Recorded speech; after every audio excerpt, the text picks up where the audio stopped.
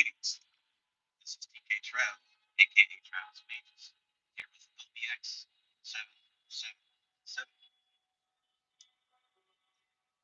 It's so wonderful to have you here today. I hope that your day has been a fantastic day, productive day, whether that's just a day of rest or a day of fixing.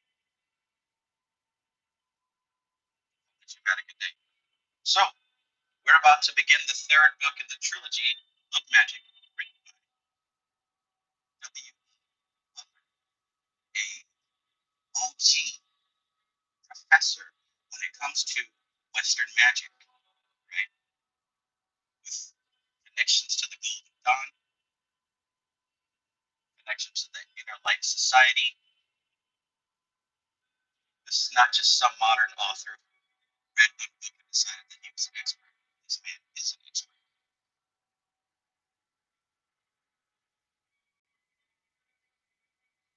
So yes. ACW says audio trick. How's the audio sound? How's the audio sound? Let me know. Is the microphone mess? Oh, I see.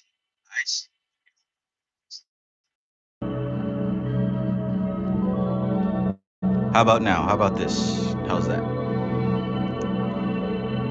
Looks like the my Bluetooth headphones were connected. That's why it sounded far away. So this should be better. Let me know if it's better.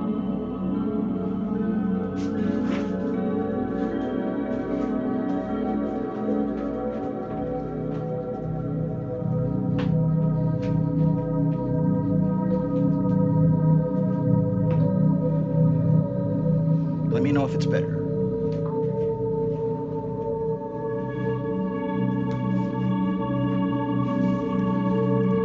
Okay, so as I was saying, this guy is not a beginner. This is an OG. We started with Magick, Its Ritual Power and Purpose. This was the beginning of this trilogy. We then went to the Magician, his training and work, and we got into some solid information here, some good stuff, right? And it gets just a little bit more in depth with this, with the psychology behind why and how these systems work, right? Apprenticed to Magick, right? So get ready. We shall begin. Peace to everyone who's here. I appreciate you guys who are just as interested in this information as I am. Peace, your truth. Peace, Nibs Music. Peace, Marcos Lucas. Peace, Anamali. Peace, Kevros, SS God. Jet Jaguar. Peace, Louis. Peace, Sunshine Chick. Always great to see you. Violent Girl Blue. Peace. Cosmic Traveler. Peace. Richard Tracy. Peace and greetings, brother. Good stuff. So it's good to see some of you guys have this book already. I know some people don't. All good. AZW, peace. J Bald, hail, peace and greetings. Gang Stalking Simulation, peace. Kashiki, peace. Micah Benjamin, peace. Yes. Sly, welcome.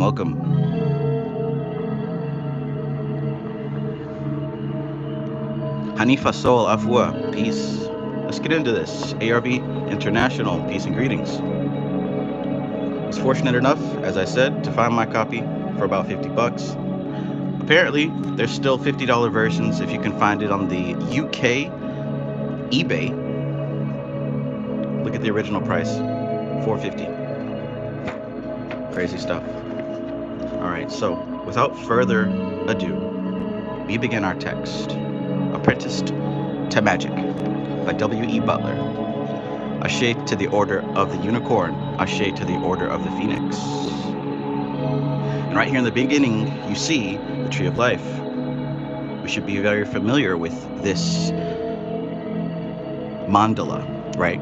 You got the 10 paths, and you got, the 10 sephira, and the 22 paths representing the objective and the subjective aspects of reality. This book goes into that. Look at that, 1962.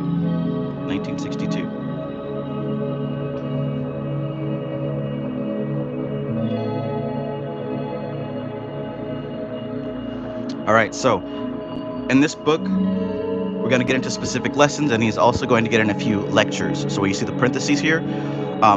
Typically, when he writes his books, those are the names of certain lectures that he does on the subject, certain essays. So we're going to start with chapter 1, Well Met, chapter 2, Application Accepted, and chapter 3, First Exercises. We might get into chapter 4, Posture and Breathing, depending on how fast we go. So let's touch the preface and get started. Phoenix Wolfette, peace, good evening. Good evening. All right.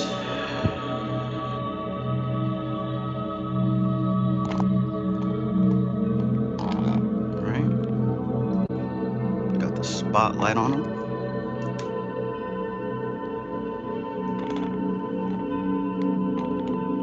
Al Dickey, peace. Hazard Pie, good morning. Hot and fresh off the oven. So are you, apparently.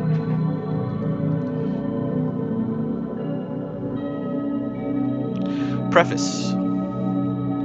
Since the publication of my 2 former books on Magick, the 2 that we just read, I have received many letters from people of various nationalities, and in order that they might be more fully answered, this present book has been written. This time, I have written in the first person singular, and have arranged the contents of the book that they may be, as it were, the personal instruction of a guru to his chela. These titles, and you know what that means, right? You know what a guru is, and the chela is his student. So he's written this book specifically in the tone of master to student.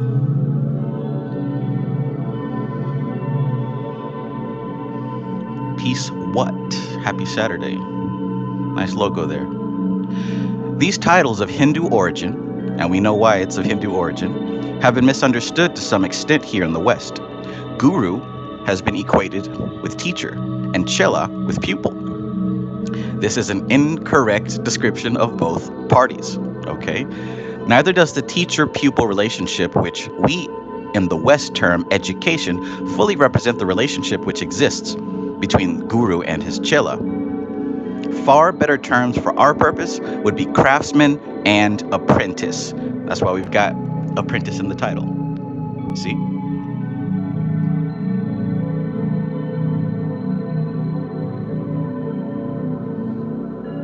Pablo X69, peace.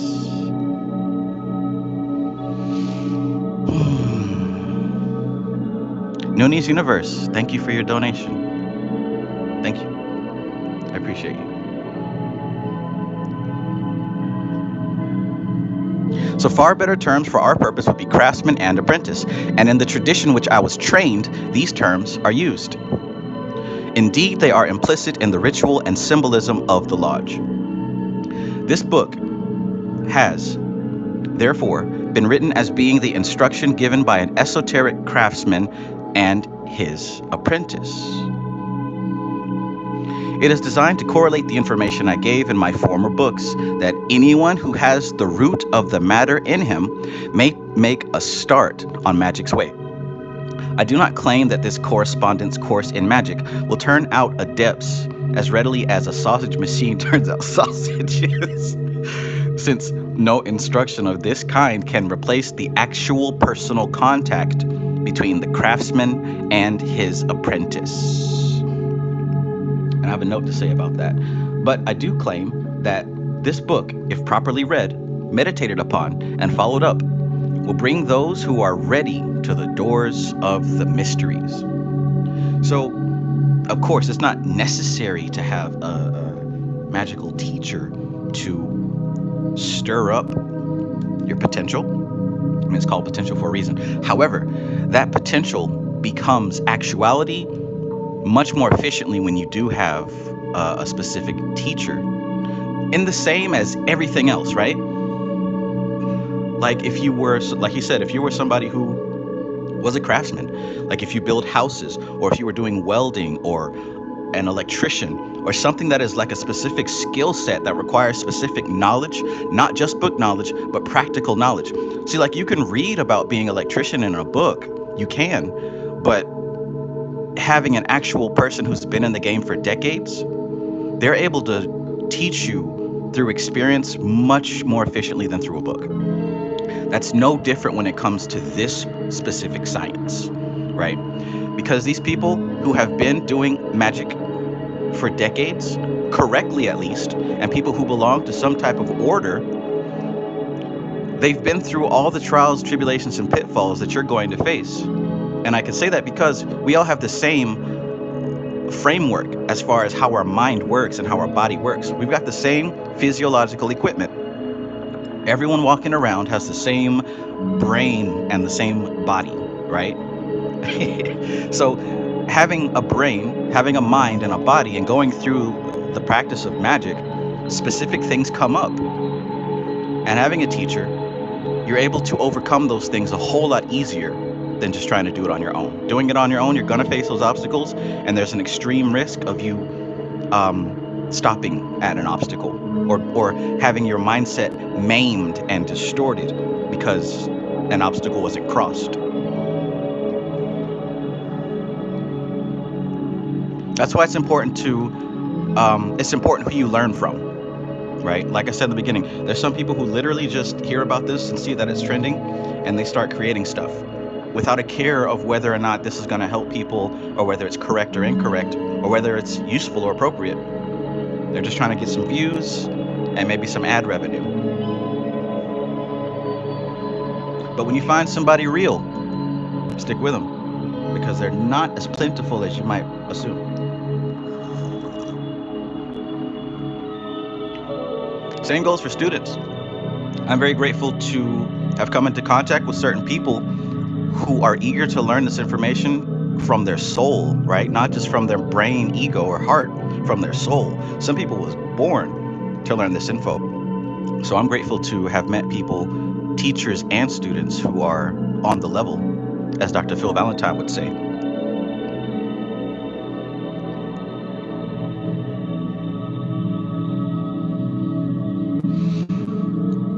Okay, let's continue. Very little, if any, autobiography is necessary in this book. Quite sufficient has been given previously, right? You already know who I am. But I would like to indicate my own position in these matters.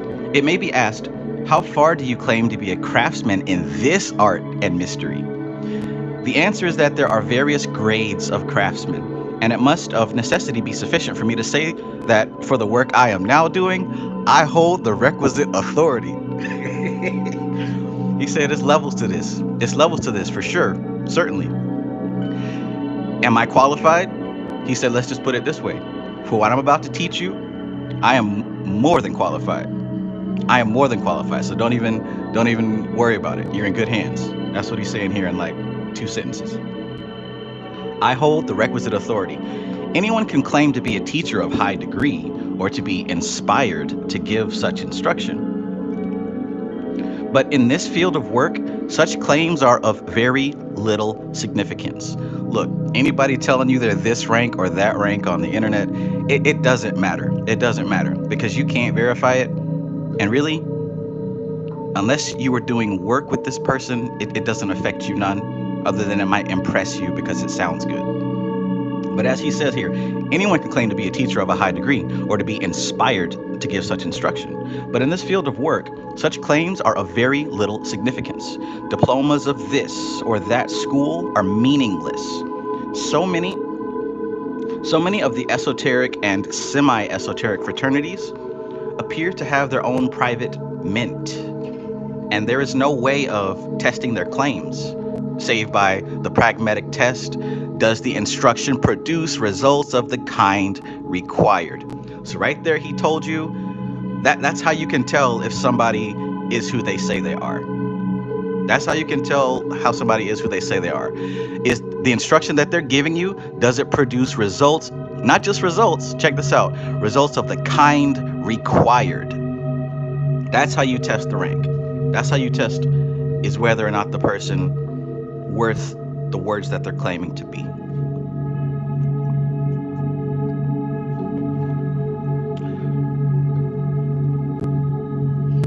What says, I'm a holy rank of the exponential 5th dimensional power. So like respectfully respect me and stuff. Right, right. Respectfully. Uh-oh. Wrong button.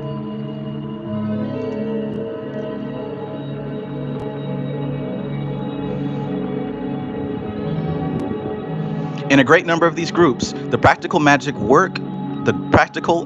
work is withdrawn into the higher degrees. At least that is what we are told by the heads of these establishments. Jam yesterday, jam tomorrow, but never jam today. Might well be the plaint of many of those who join these schools. In other words, what he's saying is like some of these schools claiming this, that, and the third, you join and you pay and you go and you might meet up and I don't know, have a potluck or talk about some stuff, but you might ask, when do we get into the magic? When do we actually do the magic? And they'll tell you, oh, that's for the higher ranks. As you go up the ranks, then you start getting into the magic.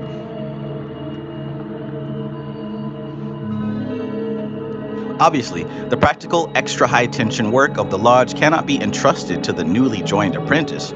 He would not understand it in any case, and his inexpert handling of it could well cause trouble. But it should be possible for him to proceed at a steady pace, grade by grade. And as each grade is reached, you should be able to begin practical work in the grade just completed. Be it noted that a grade is only completed when the initiation into the next grade has been taken. So look, those of you who are part of a system or order, or those of you who are, how do I say this? Those of you who are being trained directly by the spirits, and you know what I'm talking about if that's you, the same thing applies here, right? He says that a grade is completed only when the initiation into the next grade has been taken. I always remember specifically, and it's something that might come around for me every 1 to 2 years, right? When I get initiated into that next grade, that's when I can officially say I've mastered the previous. Not because I feel good about how well I'm doing currently, but only when you break through to that next level, that's when you graduated the previous level. And this stuff isn't anything that's asking you to believe something crazy. Like this is the same thing in school. You're not really of course, you don't graduate high school until you get that diploma. You don't go to the 12th grade until you finish the 11th grade. So on and so forth.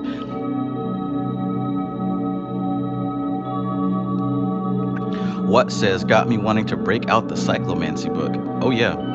Oh yeah, all this animal soul stuff has made me also want to break out that cyclomancy book. The primitive auto-conscious, he's talking about the nefesh.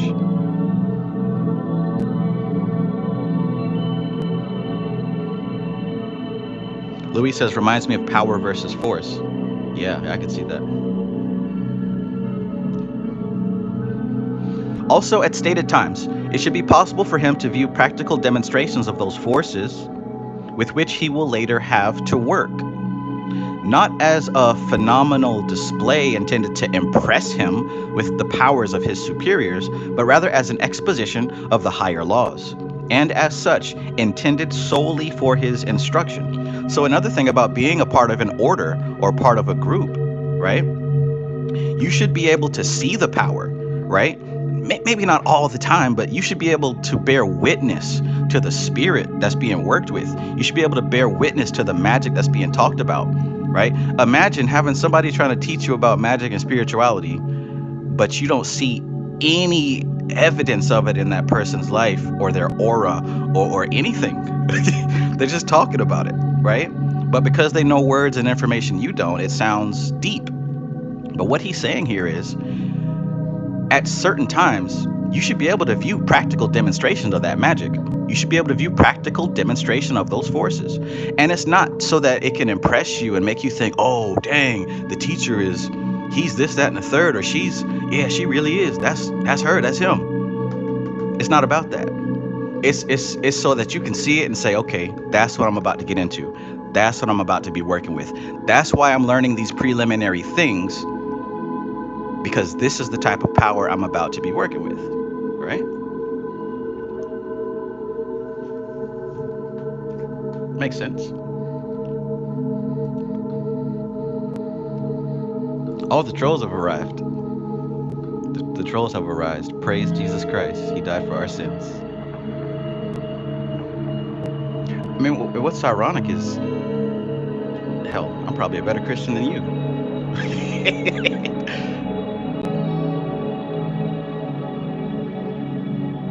All right, let's keep going.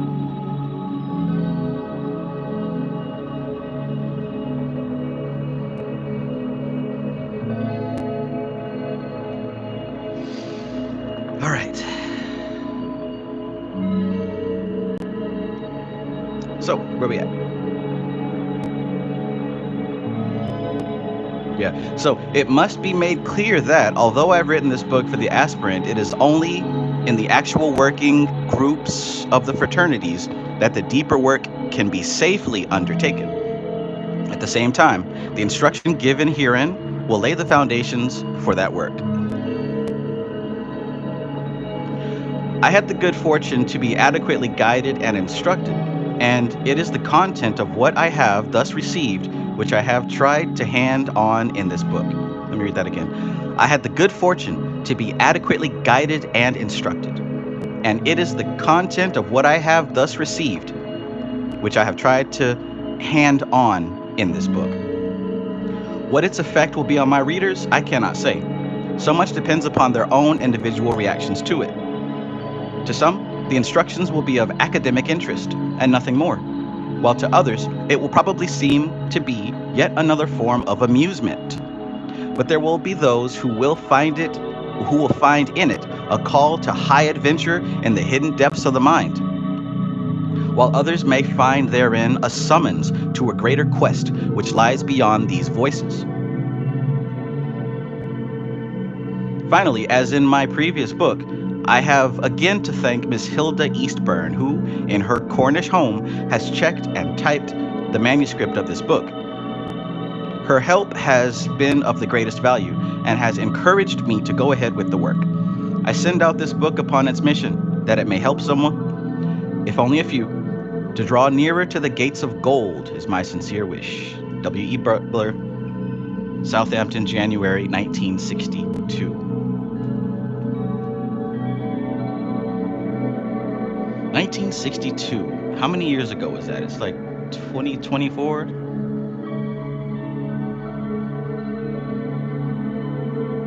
Jeez Louise. Kashiki says, guys, I just found a PDF version of this book, but it's a little different from the original book because it's two of his books, Apprenticed to Magick and Magick and the Kabbalah. I'm posting it on the Magus Academy so you can follow along. Awesome. Awesome. Yeah, if you can find a PDF of it, of course, get it. But, if you're going to get it, make sure you read it. Make sure you read it. Stray Panther Peace. Stray Panther says, hey, mods, we take heads tonight. Yes. Head cracking. The mighty sword of Gibera. Mount up.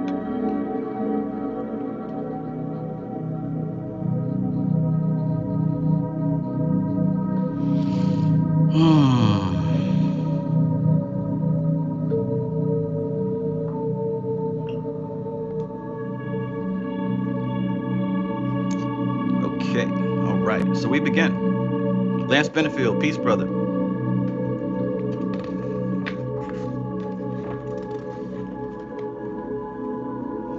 Here we go. Chapter 1. Well met. Well met.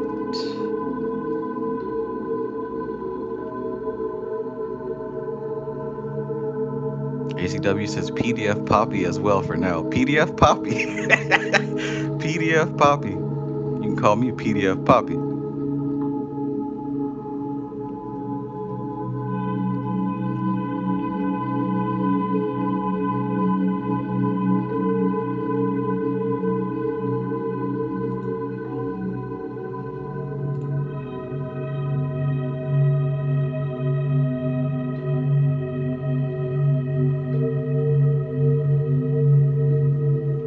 Just checking the comments here, MC Maestro says, I'm not driving tonight, so I'll go in. Uh-oh. Uh-oh. The mighty sword of Gibera.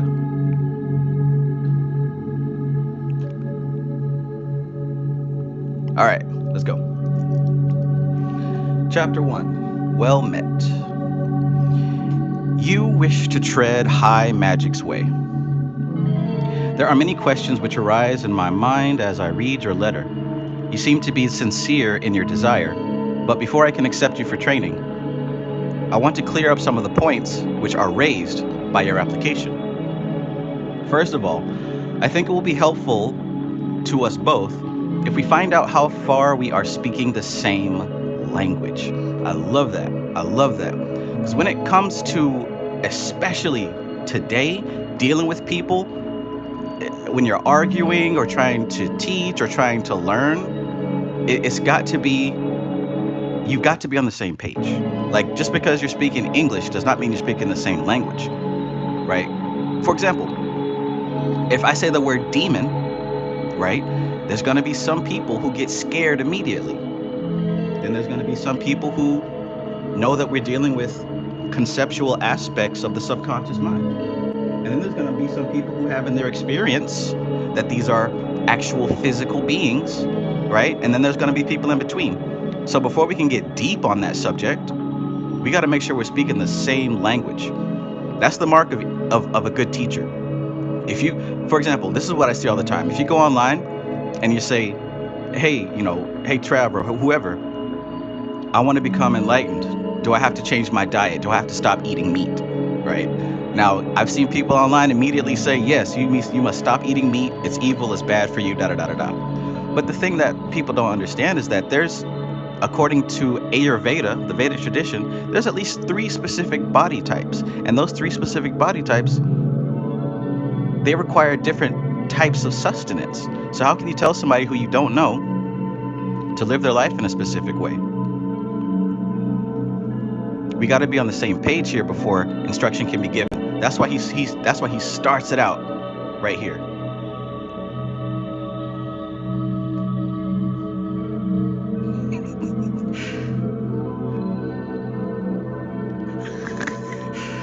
Oh my gosh.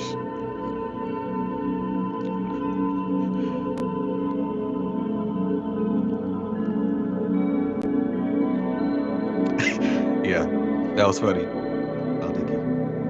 I don't know, we might have to watch that one.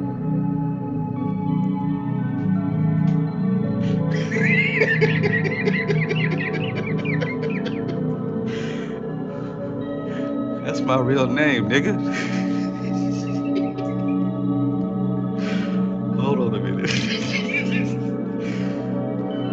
I heard that. I heard you say that out loud. Oh, man.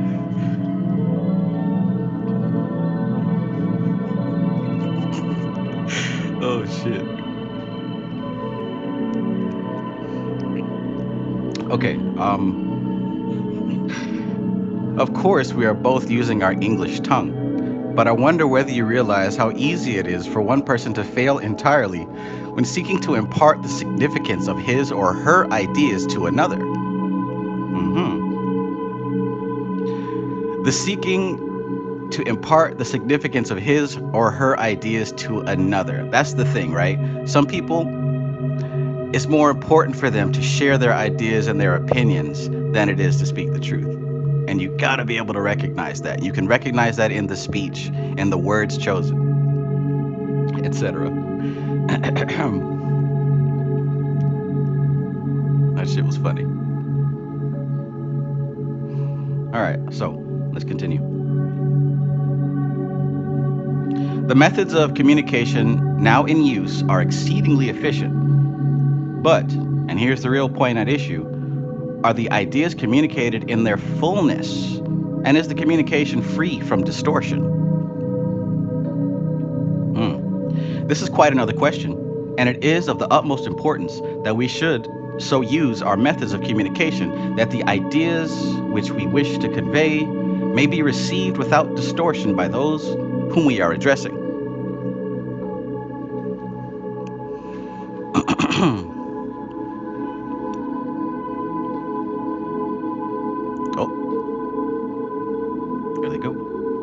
I have certain teaching, certain ideas and instructions which I must convey to you should you become my apprentice. But what preconceived ideas have you on these matters? Right? I have certain teaching, certain ideas, and certain instructions which I must convey to you should you become my apprentice. But what preconceived ideas do you have on those subjects?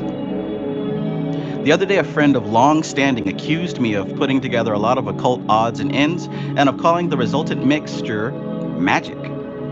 All my efforts to alter his misconception have failed, and for a very sufficient reason. His conception of magic is one which does not cover the vast system of graded instruction and practice, which is the heritage of the initiates of the Western mysteries. In these mysteries, I was trained, and it is with them alone that I am concerned.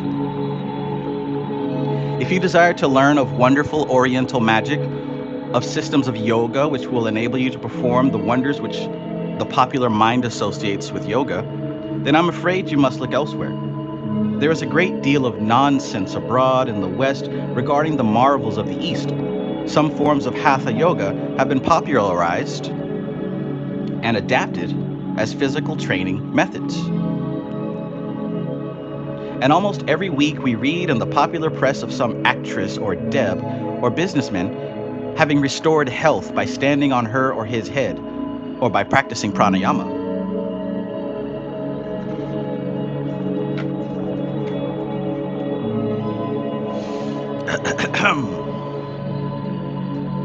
MC Maestro says Amar has a funny story to tell regarding someone talking without any substance from last week.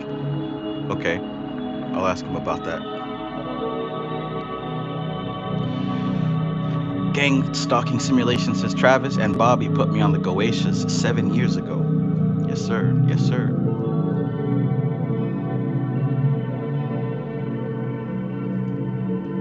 Momos, you say peace. Louis says Hatha yoga was trendy back then too.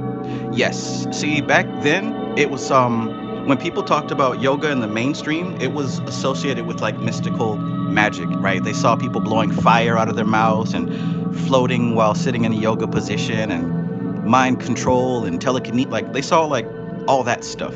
We don't really associate yoga with that today because we've been educated on what yoga is. At least, the general public has a little bit more information. But back then it was so exotic and different. When people heard of yoga, they thought of, basically what people think about now when they hear of magic.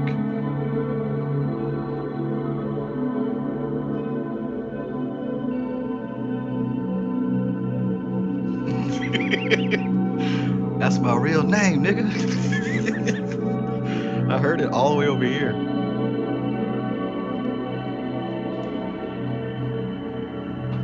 Many years ago, I studied these things in India with a small group of Hindus who were experts in various forms of yoga. And I know what a wonderful thing yoga is. However, that which the West is pleased to term yoga is but a small part of the real thing. But, and this is the point I want to impress upon you, Eastern yoga is designed for Eastern bodies and conditions. You'll hear Dion Fortune say the same thing.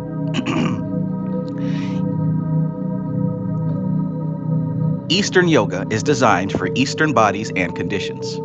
And, except in its most elementary forms, it is unsuitable for Western bodies.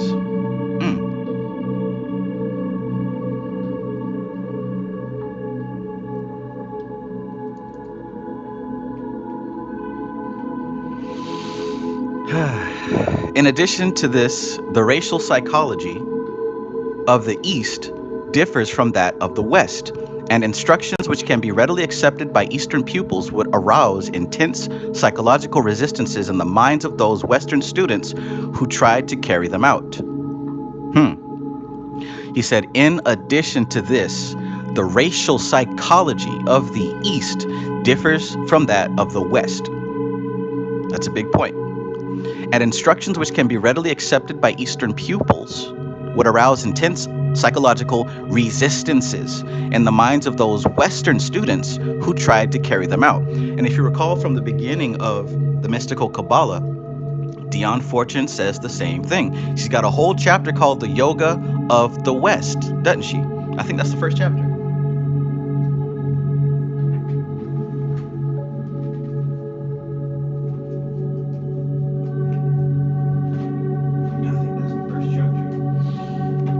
always have that book on hand. I always have that book, Drana Darshan, Taught with Shuddhi. I always have those on hand.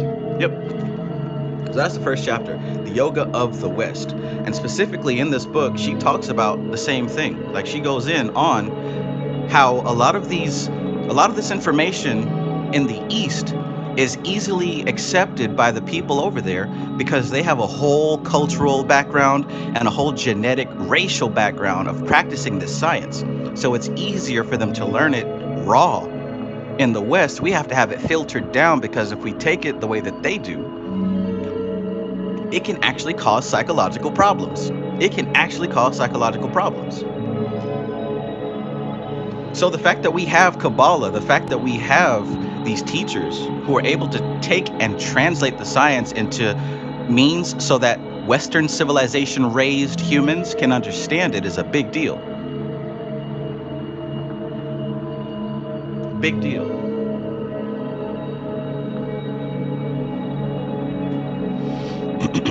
Peace, Kyle the God. Kyle the God says, my big brother Trev, I just like to say if you spend Saturday nights here, you're already there. I heard that. Ardquark, peace.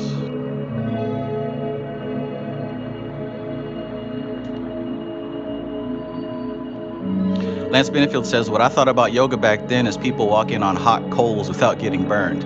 Right, right.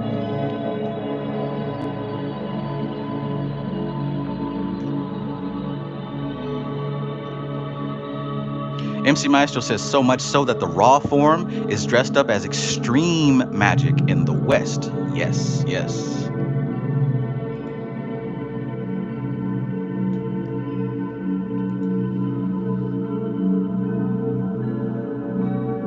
Put some respect on my name. I'll treat y'all.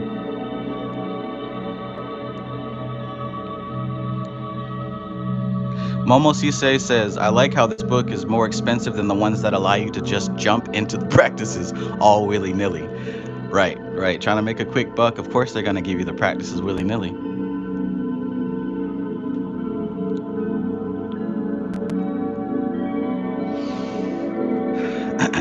Okay, so Yoga of the West, Yoga of the East. So, in addition to this, the racial psychology of the East differs from that of the West, and instructions which can be readily accepted by Eastern pupils would arouse intense psychological resistances in the minds of those Western students who tried to carry them out.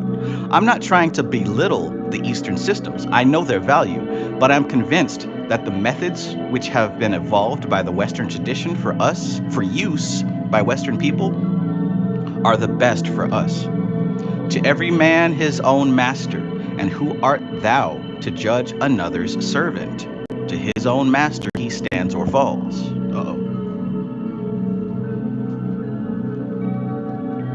What is your reaction to this point of view? If you become my apprentice, you'll have to follow the Western methods. Also, and this is where trouble usually arises, you'll have to give your word of honor that you will not mix the techniques. That is, you will not introduce snippets of other methods into the exercises which will be given to you. Perhaps you have had the idea, common to many people, that magic is something of Eastern origin, and you may wish to ask me what I consider it to be. This is a legitimate question, and I'll try to answer it. You say you have read my books. In both of these, I have defined magic, in the words of one of my own teachers, the art of affecting changes in consciousness at will. Does anyone remember who he said he got that quote from?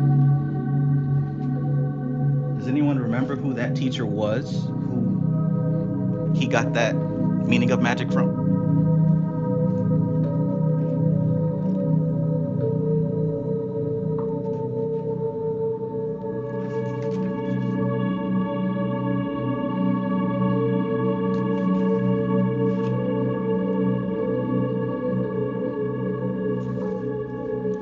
Anybody tell me why?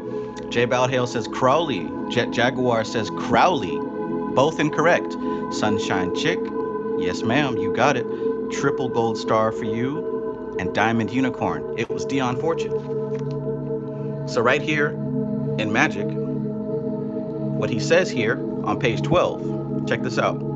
This first chapter of the whole trilogy is called what? The very first chapter is definitions and a general survey. So in the very beginning, he's getting down to, are we speaking the same language? That's how important that is. Before you try to teach somebody anything, you got to be sure that you're on the same page. See that, Dion Fortune? It says, in the present writer's opinion, the best definition of magic is given by another modern magician who has defined it as the art of causing changes in consciousness at will. This agrees with both the theory and practice of magic, and we may profitably employ it here, with due acknowledgments to its originator. Dion Fortune, who was, among other things, the warden of a well-organized magical fraternity. Bam.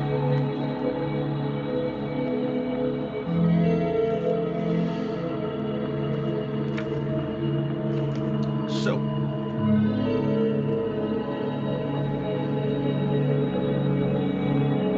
let's continue.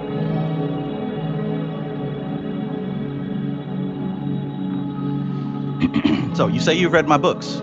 In both of these, I have defined magic in the words of one of my own teachers as the art of affecting changes in consciousness at will. I wonder if I was sufficiently clear in my explanation of this definition. Uh-oh.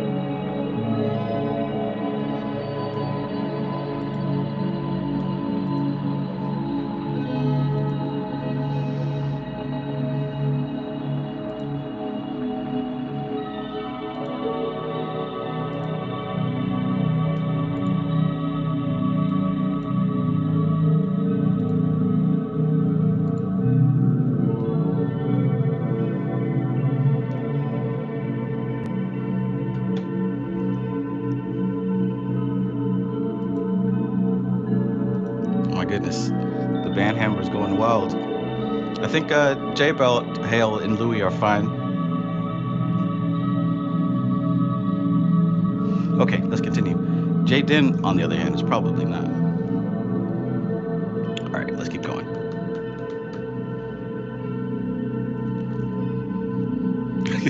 Yes, let us maintain our frames here.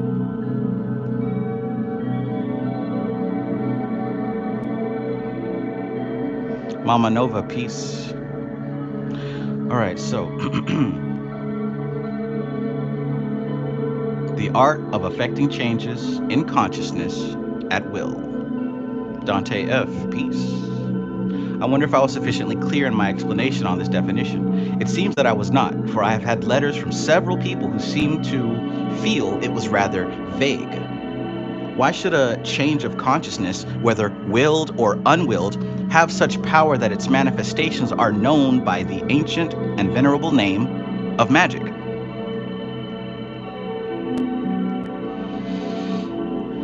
As you will learn, if I accept you for training, all the operations of magic are based upon an essential unity which exists between man, who is known as the microcosmos, the little universe, and the external universe, the macrocosmos. This unity has always existed since manifestation first began, but the normal waking consciousness possesses not the keys to its own inner kingdom. Only in times of overwhelming stress or in certain abnormal conditions of the mind or body do the latent powers of the magical man within manifest themselves. Deep within that inner kingdom is the ground where the powers of the outer universe make contact with the inner universe of man. Shift the focus of consciousness, and these powers and energies manifest themselves through the channel of the human personality. And that was the big lesson from the first two books, right? Being able to shift the external reality by shifting the internal reality.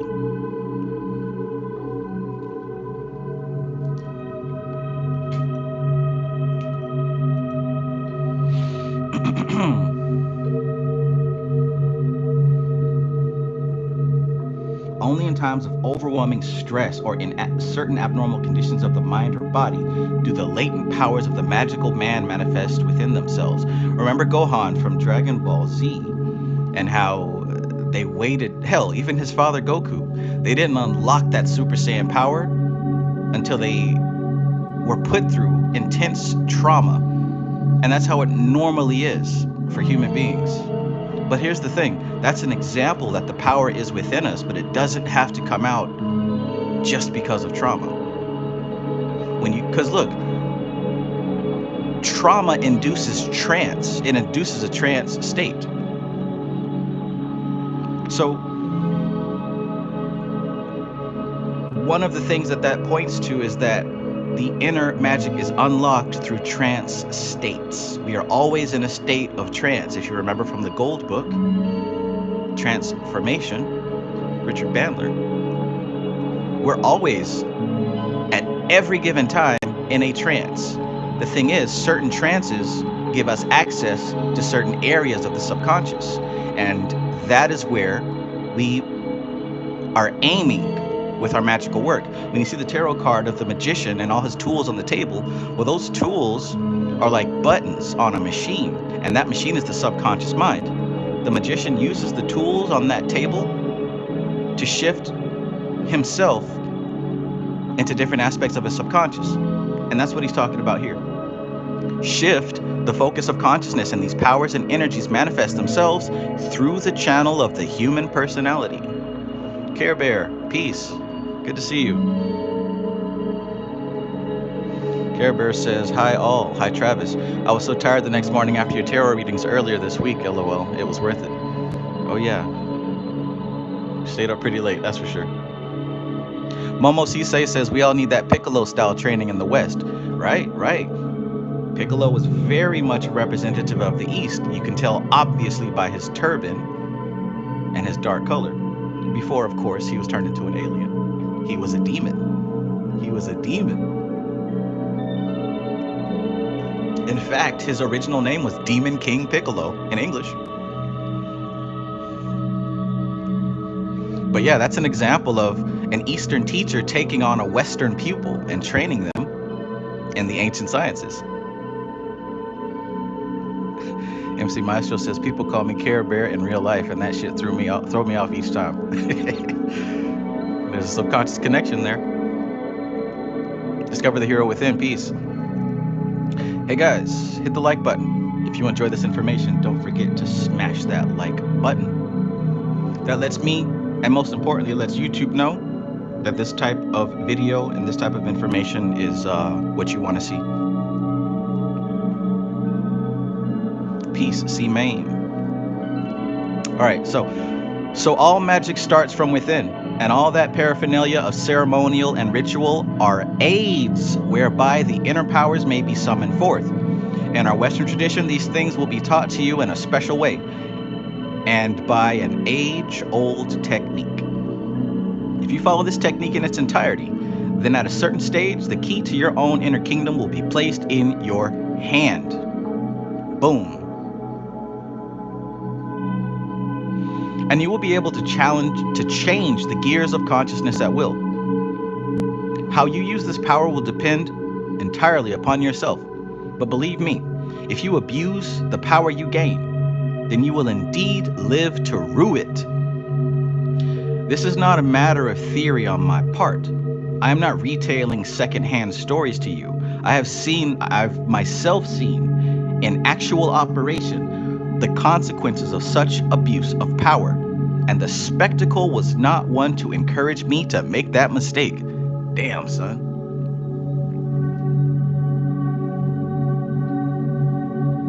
Damn, son. Wackadoodle VR says, you told me to smash my sub button, so I did and cracked my screen. Well, first of all, that's your problem. You wasn't listening. I said smash that like button, but since you hit the sub button, you touched the most sensitive part of your already broken phone.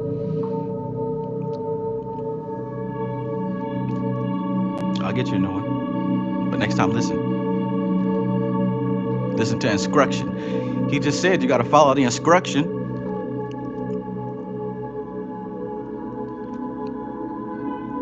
Sunshine Chick says some people choose to transition due to trauma. Yeah.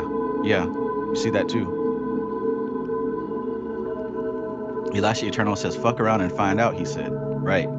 He says, I am not retailing secondhand stories to you. I have myself seen in actual operation. the consequences of such abuse of power, and the spectacle was not one to encourage me to make that mistake. You ever see something happen to somebody that's so terrible, you know instantly that you will never make that mistake in your life? I remember when I was young, very young, we were like little kids, and my brother got a new Super Nintendo game, right? Super Nintendo, that was the system we had when I was a kid. It was Luigi's Mansion. I told my sons this story and they never forgot it. So we're playing Luigi's Mansion and it's all fun and it's awesome. You know, like I said, we're kids, so where the hell did my brother get a new game from? Anyway, my dad calls us both into the room. Come to find out, my brother actually stole that game. And I guess the person he stole it from or whatever contacted my father. I don't know the situation. All I know was my brother got his ass whooped so bad. That was the moment I decided that I will never steal anything in my life. The spectacle was not one to encourage me to make that mistake. You feel me? Hey.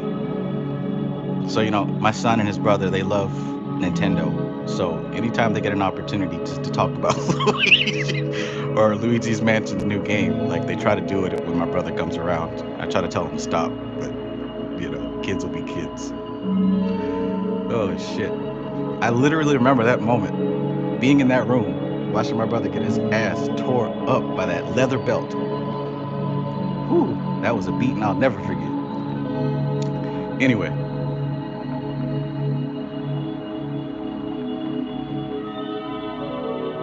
Lance Benefield says, is looking through clothes abusing your power? I mean, it depends on your intention, right? It depends on your intention. The actions themselves, desires themselves are not the problem. It's the impetus and it's the intention behind why you do what you do, right? Like you see a rich person donating money to a charity and you think, oh, he's so good, when in all actuality, his intention could just be so that he don't have to pay taxes on that amount of money when tax time rolls around, right? He don't care about that thing that he's donating to. That's just an example. I don't know, but that's just an example. It's not the thing you do, it's the intention behind it. So if you're looking through clothes and through bras with a good cause, with good intentions, then by all means do it.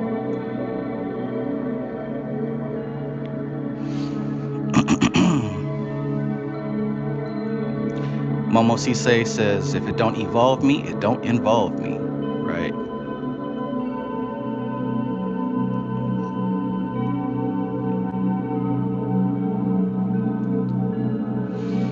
Okay.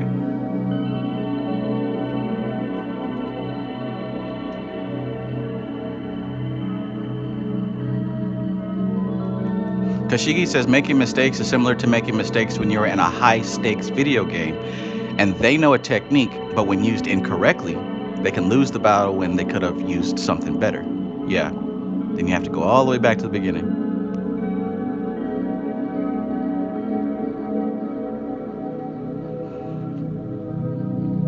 Of course, it's possible that you may make mistakes, right? All apprentices in every field of activity do make mistakes. All fields of activity make mistakes. But it is by these mistakes that they learn their craft, since the discipline involved in rectifying them perfects the craftsman. But such mistakes are understood, and the worst consequences are neutralized by those under whom they are being trained. Check that out. He said that all apprentices are going to make mistakes. It's inevitable, but those mistakes are how you perfect your craft. But look what else he said. Such mistakes are understood, and the worst consequences are neutralized by those under whom they are being trained. That's another benefit of having a spiritual teacher.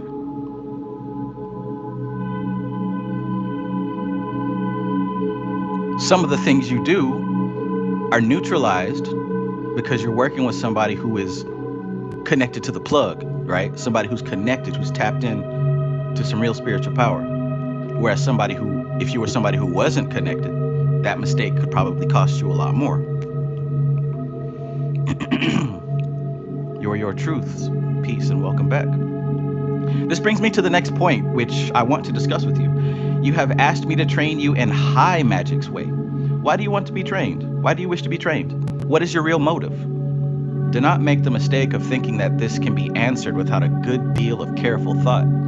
You see, there are often motives which arise from the depths of our consciousness and which have not been decided upon by the normal waking mind. Look at that. Look at that now. And this even goes back to some NLP stuff, right?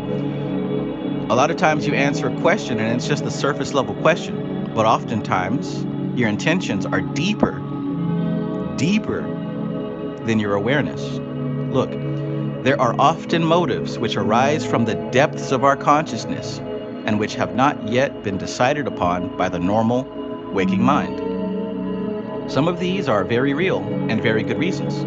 Others are unreal and irrational and are the products of some buried mental-emotional complex, as the psychologists call it.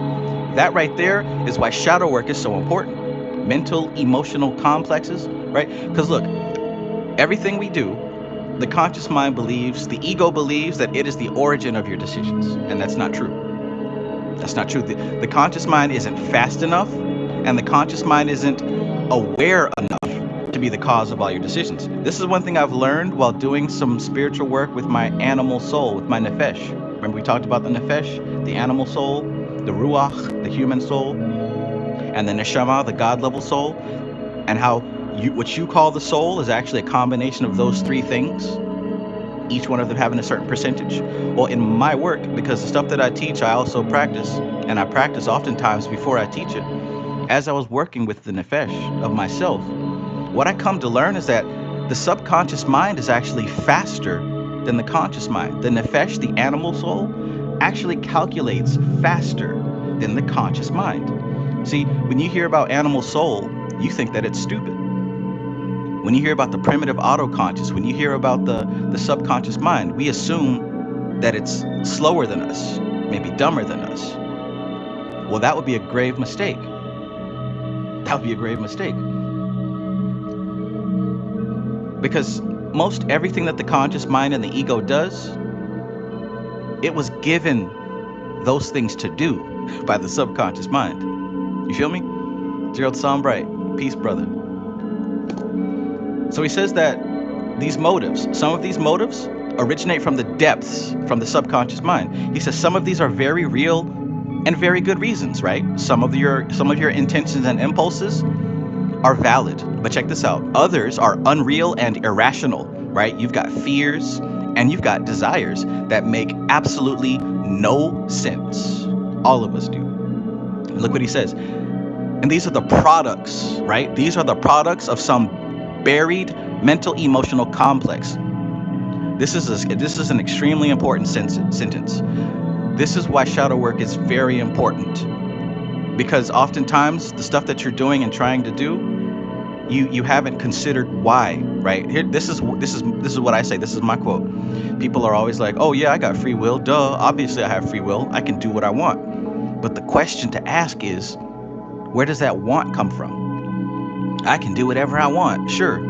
But where does that want come from? That's coming from a deep level of your subconscious mind, which you're not even aware of. So how can you claim to be in control of your decision-making process when the decisions are coming from a subconscious level that you're not even aware of? I'm telling you.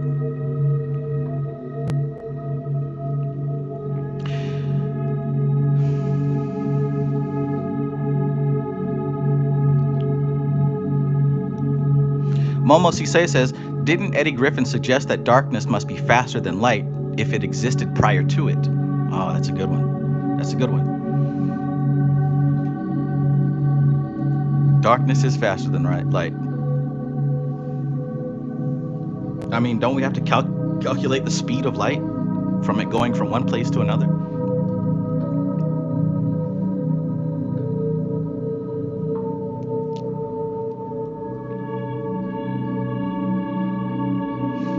Media Man Graphic Solutions INC says, what's your dream car? Yeah, think about all these, all the things that you desire and wish to have. Like, there's a subconscious reason as to why. That's the type of thing I'm talking about.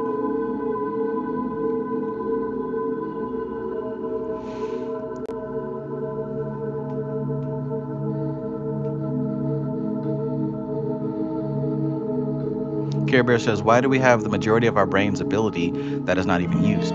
Perhaps these are ways we can tap into using more. Absolutely. And I think that a large part of our mind is actually the subconscious mind. The conscious mind, the ego, the stuff that we're aware of is only a tiny percent.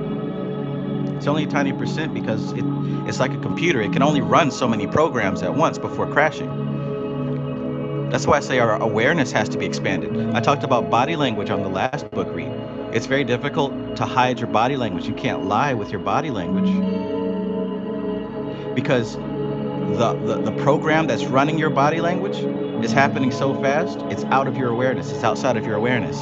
Unless you're able to expand your awareness, you're not going to be able to consciously deal with those aspects of the mind.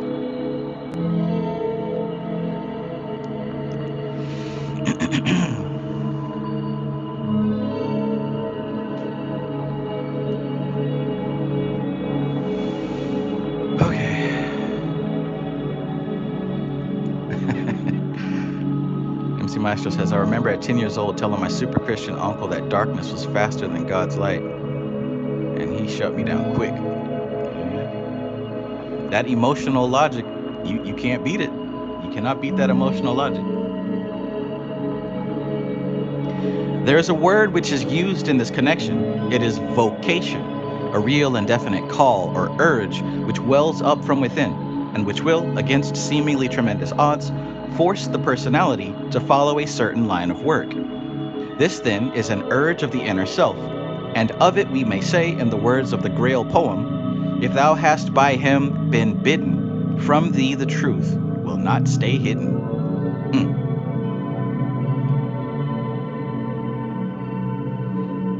If thou hast by him been bidden, from thee the truth will not stay hidden.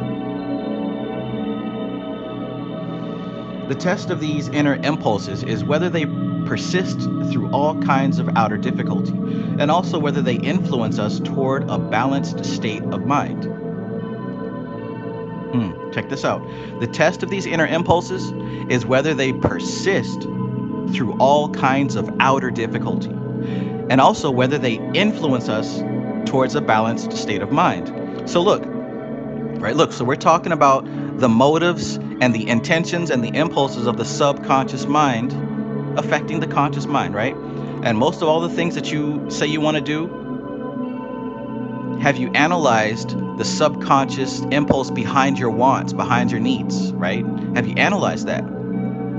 Now, when it comes to you working magic, you and your spiritual practice, you doing what you're doing right now, your subconscious desires and your subconscious impulses, do they persist through all kinds of outer difficulty?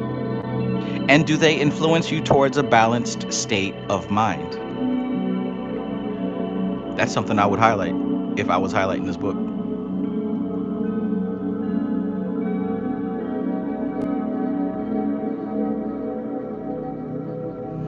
Amanda Marquez says, the mind, our body, and the soul has a deeper inner-outer connection to and around our earth than one may know. It's how one manifests their energy mentally to obtain more physical suitability.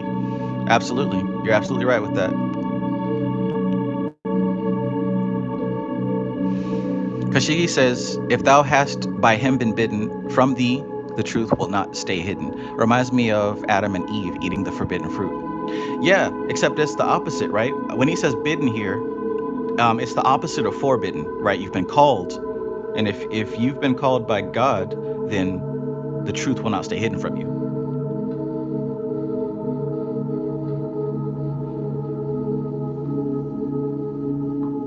And that's what he's saying here. A real and definite call or urge which wells up from within, and which will, against seemingly tremendous odds, force the personality to follow a certain line of work. That's the subconscious mind pushing you forward.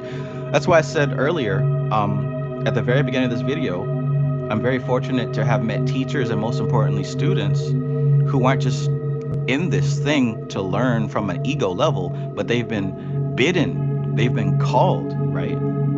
The same way that I'm able to learn and understand what I am doing, because when I didn't know any of this, something inside of me pulled me towards it no matter what. It takes a certain kind of person. Okay. The test of these inner impulses is whether they persist through all kinds of outer difficulty, and also whether they influence us towards a balanced state of mind. The irrational impulses towards the study of magic are usually compensations, right? Almost all of us know about that, right? How many of y'all got into magic because you were trying to attract somebody to love you? How many of people got into magic because they wanted revenge? How many people got into magic because they wanted money, right?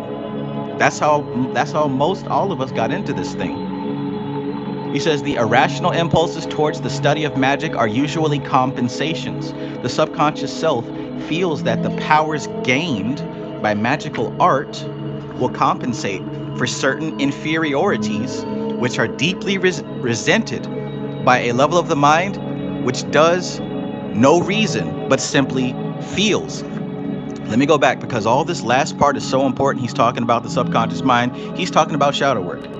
He said here, the irrational impulses toward the study of magic are usually compensations. In other words, i.e., the subconscious self feels that the powers gained by the magical art will compensate for certain inferiorities, which are deeply resented by a level of the mind which does no reason but simply feels. So when I was talking about goetic spirits and demons and stuff, and people are like, what spirit can I use? What candle can I use to pay my rent next tomorrow?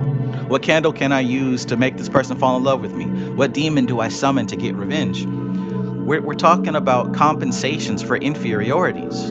We couldn't figure it out logically, so we turned to this mystery magic to get it done for us, right? And this is coming from a level of the mind which does not operate by reason. It simply feels. That's why I responded to MC Maestro, arguing against somebody who is operating off of emotion. You can't win that battle. They're speaking in a different language. That's your melanin.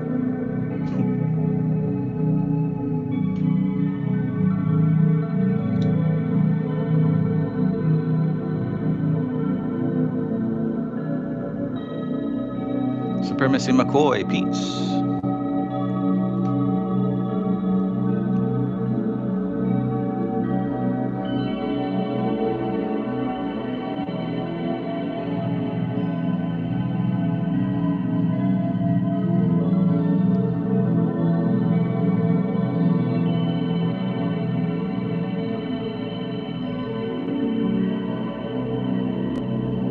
Matthew Watson, peace. Welcome, welcome. Mike's Art, peace. Mike's Art says, that desire for compensation makes me think of an imbalanced root chakra. Most definitely.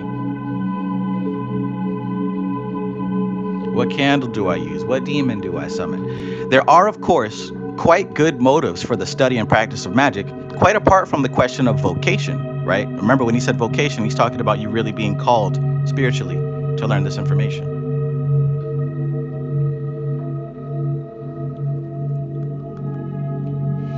Alex Wake says, sometimes we think we want something until we actually get it. Absolutely. Absolutely. And that in itself is a great teacher about magic and manifestation, especially when it works. So there are, of course, quite good motives for the study and practice of magic, quite apart from the question of vocation. It is a worthy motive to search for truth, if the results of that search are going to be used in service. I desire to know in order to serve, right? That's a quote that he's repeated in all 3 of these books. In fact, you're going to see this in all of his books. That's the business that he stands on. That's the business that he stands on. I desire to know in order to serve is the motive which admits to the mysteries. As you will see, we are touching upon the moral order of things, and this I must impress upon you. In the mysteries, this moral standard is enforced most rigidly, for the power which is gained by this training can be used for good or evil purposes. It is for this reason that this pledge is asked of you at the beginning of your training. Remember, however, that at every stage of your magical career, the temptation to misuse these powers for your own personal ends will recur. Never think that you will be free from such temptation. You can and will be aided to fight against it, but the temptation itself will come. This may sound rather grim, but it must be made clear, even though it may scare you away. There is yet another thing that I must point out. We have been thinking of you as being accepted or rejected as my apprentice. This is true, but only insofar as I'm allowed to use my own discretion as to whom I may accept for training. But I, too, am a man under authority, and the senior craftsman under whom I work for has the deciding voice in the matter. The Brotherhood is affected by the entrance of all admitted, and the brethren have a right to be considered. So, even if I do accept you for training, that acceptance must be ratified by my own chief before we can begin your apprenticeship. Now think carefully over all that I have written. Give it your concentrated attention, and look yourself squarely in the face. Do not try to deceive yourself, but answer the questions I have suggested. If your self-examination leads you to believe that you both wish and are able to take part in the great work and to tread high Magick's way, then let me know. With the approval of my chief, we will then begin our work, which is nothing less than the breaking down and rebuilding of your own soul. I hope you will pass the test and that we shall work together. Wow.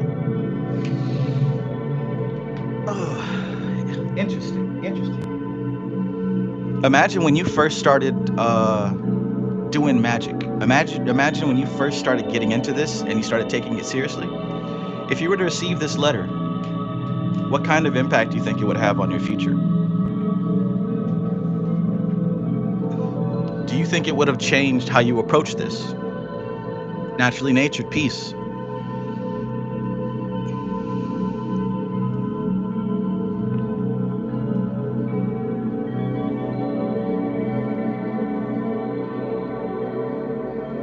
Interesting. DRW Isis, peace.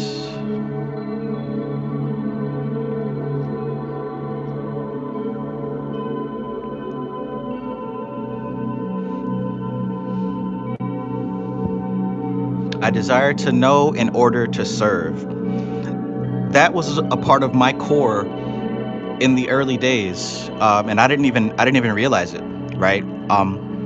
Part of my motivation for making videos was because I didn't see instructional information on the type of magic I was looking for. So I started making my own videos for people who were interested and also couldn't find instruction. So literally, I began this habit of studying and learning so that I can share it with others who share that same desire to know. So before even reading these books, I was following that impetus of I desire to know in order to serve, and that's become a habit. One of the things that gets me through these books on my free time is that as I'm reading, I'm also retaining, right? This also helps with my retention of reading, is because I'm reading it so that I can talk about it and teach it and show people, what to look forward to in certain books or certain concepts. So I can say from my experience, if you walk with this intention of I desire to know in order to serve, it can most certainly help you to locate information that you probably wouldn't have found otherwise. And it can also help with the retention of that information. In other words, you'll read it and actually remember it because you can say, this will be good to share with so-and-so, or this could help so-and-so. ACW says, your videos was the first I came across roughly 7 years ago. Yes, sir.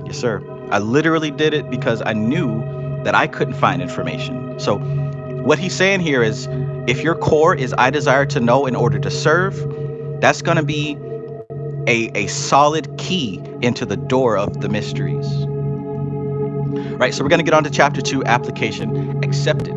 Give me just a quick moment. I'll take a short break. For those of you who do not have Ad Blocker Plus or YouTube Premium, you're probably going to see an ad right about now.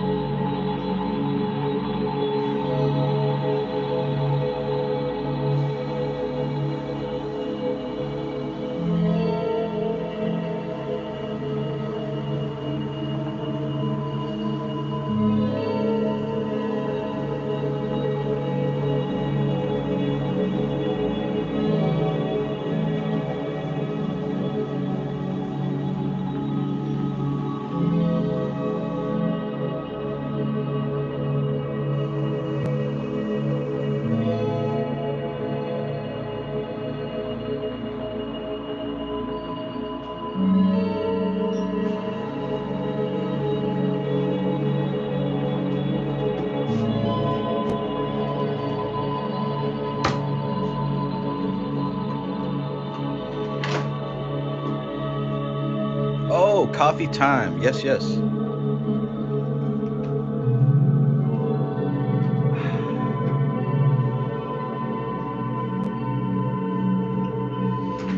We about to get into the real funky shit, in the words of Bobby Hemmett.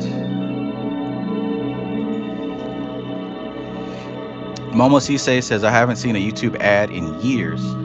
Yeah, me neither.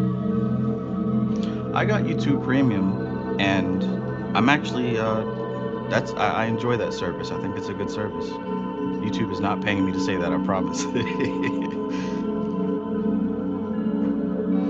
I used to like ads because I'd see like Ty Lopez and all these other marketers, and they would inspire me to try to learn how to make money online. But honestly, I like playing these long binaural beats and meditation music and mantras without the interruption.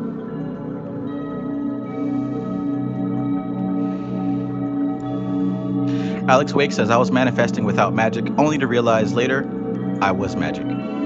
That's how it works. Mark Lopez says, could magic help with my combat experiences like training and boxing fights? Absolutely, it can. There is literally spiritual influence for every order of human experience.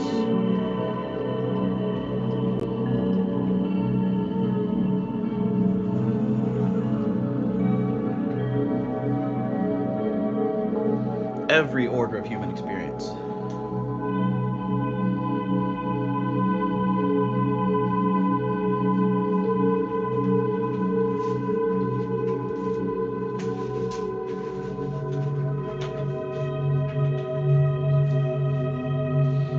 All right, coffee is finished.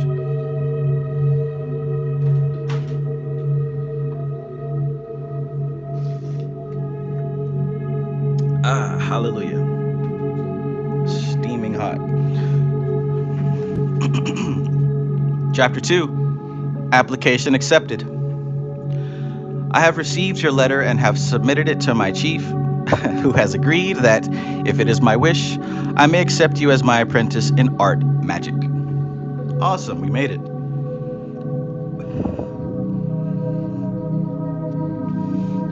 May our joint efforts be to the greater glory of God and to the service of man. You will note that I was told I might take you as my apprentice if I so wished. Herein lies an important point, for from this time onwards, until our association ceases, I am responsible for you in a very real sense. Should you break the rules, then I, because I am your teacher, must share the responsibility. It is the knowledge of this binding liability and obligation which makes us so very careful before accepting anyone for training. That's big right there.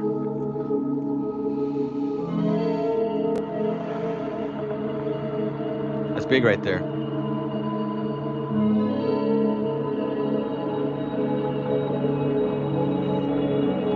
Louis says, Travis, do you still do your salutes? What do you mean? I think I know what you mean, but I'm not sure. Ace says, commercials are straight disrespectful to the vibe. Premium all day. Yes, ma'am. I agree with that.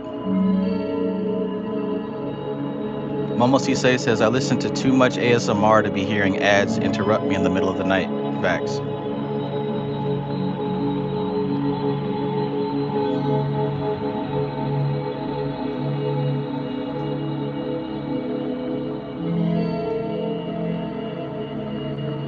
MC Maestro says, how advanced he had to be to accept the karma of readers in his present and the future.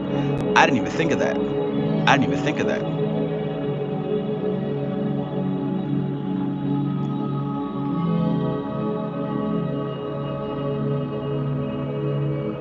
Louis says, morning, noon, and evening salutes. No, I can't say that I do. I don't think that was something that stuck with me.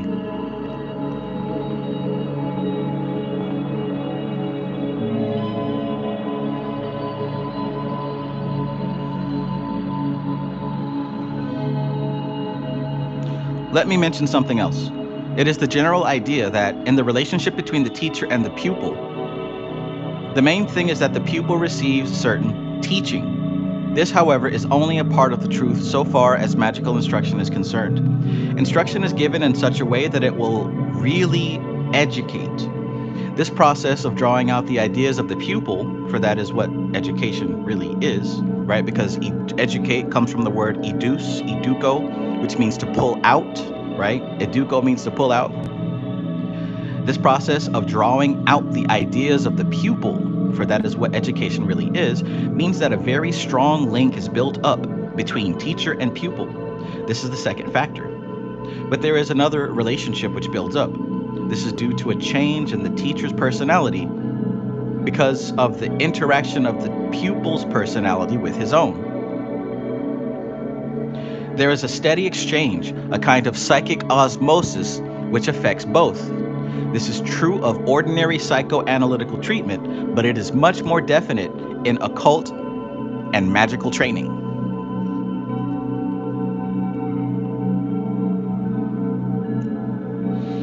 It may be that you will object to this idea and tell me that as we are not meeting physically, such rapport cannot be established. Uh-oh.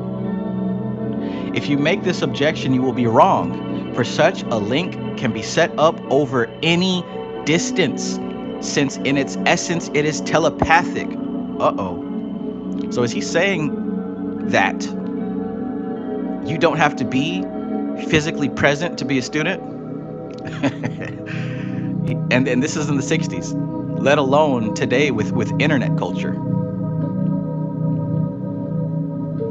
Get out of your head the idea that telepathy has anything to do with distance.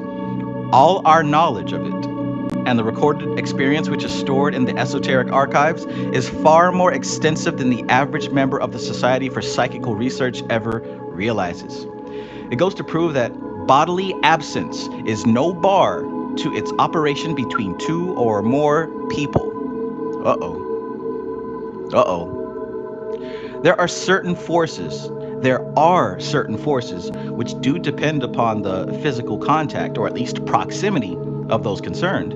But this peculiar rapport between pupil and teacher is not limited by any such spatial circumstance. Whoa.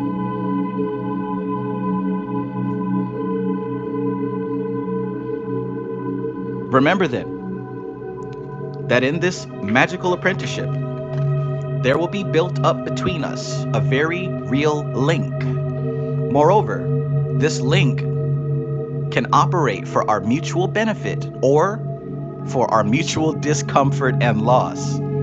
I hope that you're listening to what he's saying here. I hope that you're hearing what he's saying here.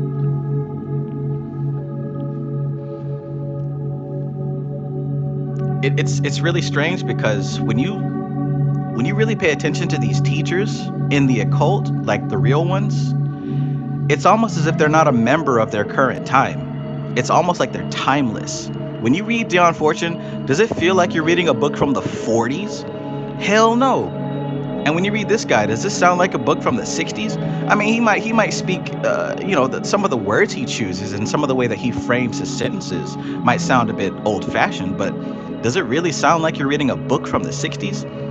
It's like these folks here, when you start really getting into the magic, your attachment to time starts to become more fluid.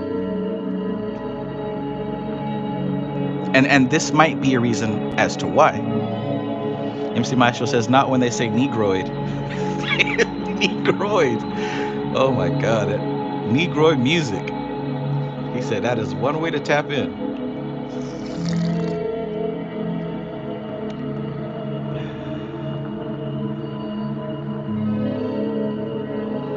I'm slowing down because I want you to really take into consideration what's being said here.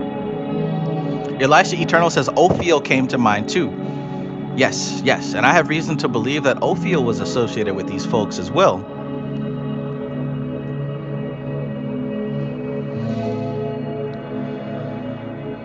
Interesting. Alex Wake says timeless is the correct word to describe it.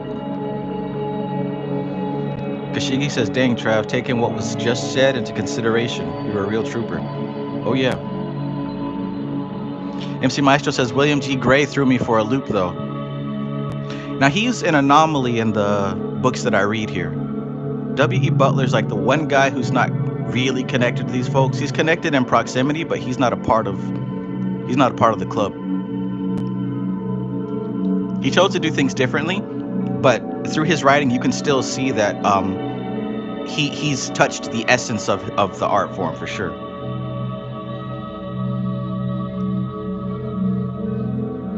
All right, let's keep going.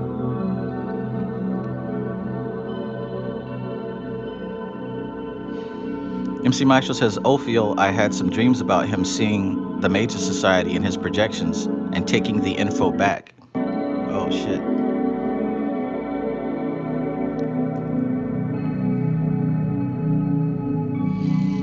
Louis says, Crowley definitely wasn't part of the club. Sheesh. He was in the beginning, but, you know, he kind of got kicked out, did his own thing afterwards.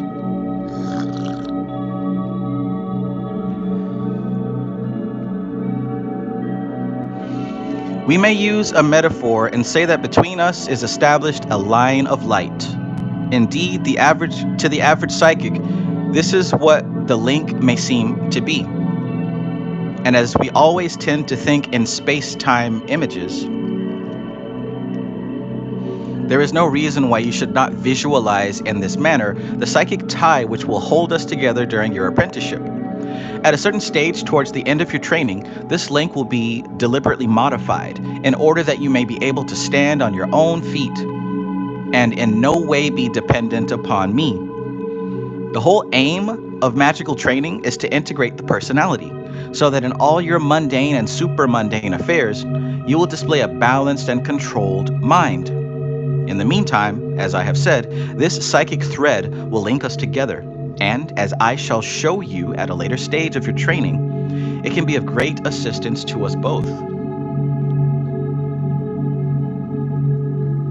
Now, let us start to clear the ground in order that we may commence. Let us start to clear the ground in order that we may commence our work in the correct way. This means that we must first study the conditions under which you must train. I am sure you have either heard of or met budding authors who are of the hothouse type. They must have their own particular room, their own chair, their special pen, and so on. Without these, they simply cannot do any work. It is very helpful if, at the outset of your magical training, you can provide yourself with congenial surroundings, but they are not necessary. They can, in fact, become virtual fetters, since it is possible to form a mental habit of relying upon them to such a degree that, as in the cases to which I have referred, it is found impossible to work without them. In other words, do not get dependent on your material surroundings. It's easy to do, especially when you're used to doing things your way. Don't get dependent on it.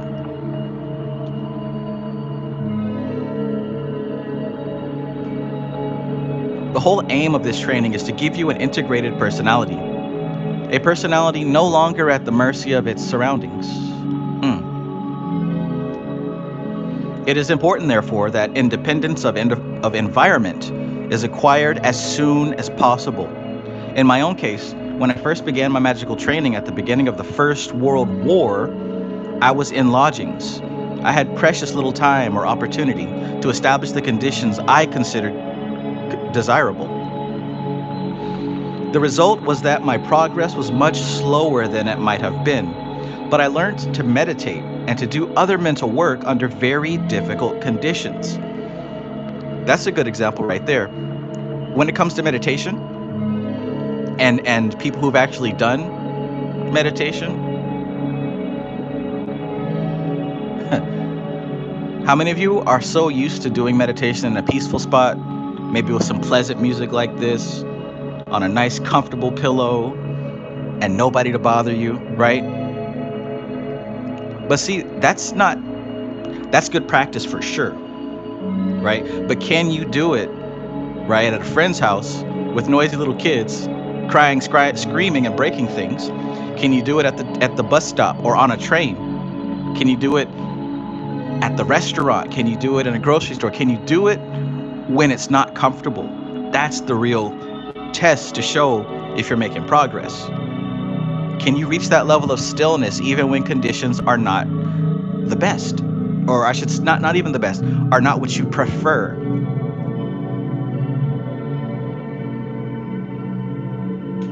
I'm telling you, anybody can do it when things are good.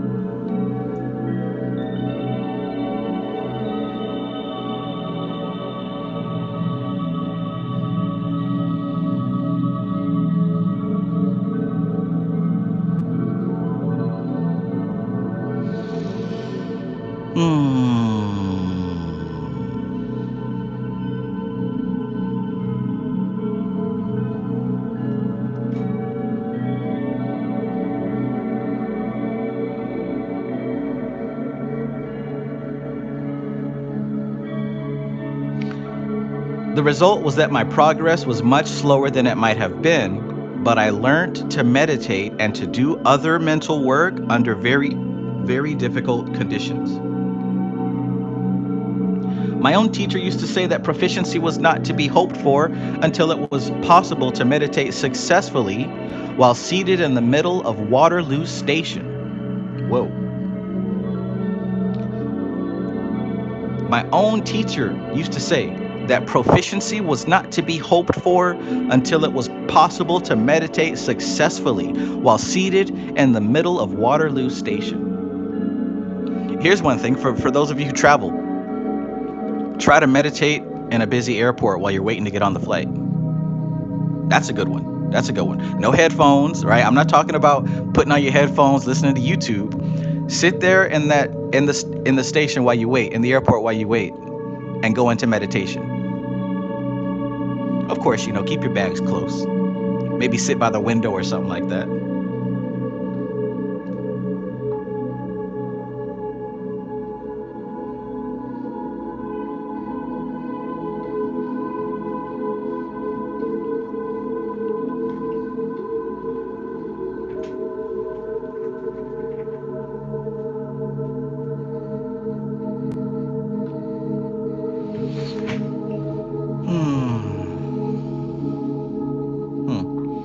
WT says, gotta do it under the waterfall like a samurai or a cold shower. Oh yeah, every single shower is when I do a specific type of meditation. Some of us know it as taught with Shooty. MC Maestro says, I used to live next to the busiest street in town. I had no damn choice. That's a good thing, right? Remember when Brother Panic was talking about living in New York? And he just shut the music off and opened his window and just listened. You could hear the train, you could hear the cars and the people. That's the background noise of that environment, right? Every area, every place has its own frequency. And that frequency is expressed through material means. If you live next to the busiest street in the city, that's the frequency of that area, right? If you live in a house full of screaming kids and screaming adults, that's the frequency of that plot of land. Can you dig it? Can you dig it? Ace said, yep, Panic is the one that taught me that. Me too. As much as I enjoy meditating to binaural beats or white noise, every now and then, it's good to meditate with the sound off. Jalen Smith says, LA listening to sirens, dogs barking, and the ghetto bird flying. That's the frequency of your area. That is the frequency of the area. Like utilize that. Meditate on that. You feel me?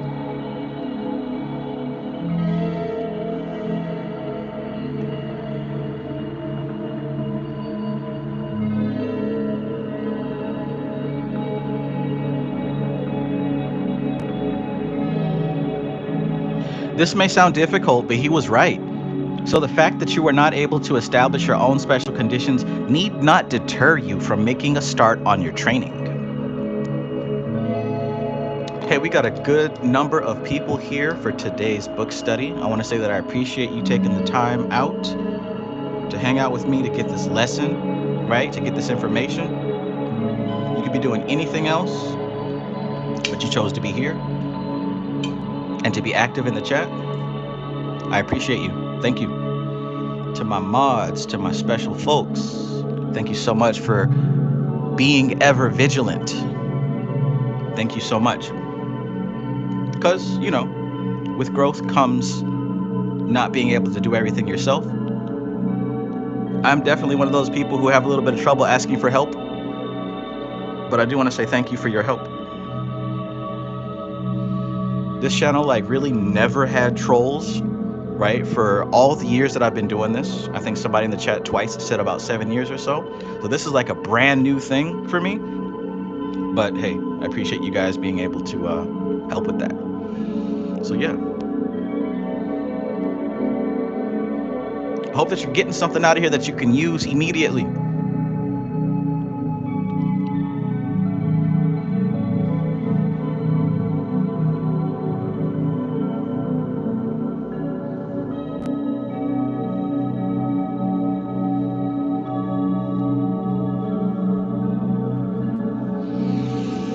Okay. I think I ought to make one more point quite clear before we pass on to other matters. Although meditating in the atmosphere of Waterloo Railway Station is possible, this does not imply that I am suggesting you should attempt any purely psychic work under such conditions. Opening up to psychic influences in the early days of training is inadvisable. When you are stabilized and integrated, you will be able to open up and close down at will. But in the beginning, you must comply with the instructions you are given, and indiscriminate psychic sensing will not be one of them. I remember before, a couple live streams before, somebody asked, how do I shut down my psychic awareness? How do I keep people tuned out, and how do I stop tuning into other people? Well, that's the thing. There's other preliminary foundational stuff that you want to really establish before you start working with psychic ability.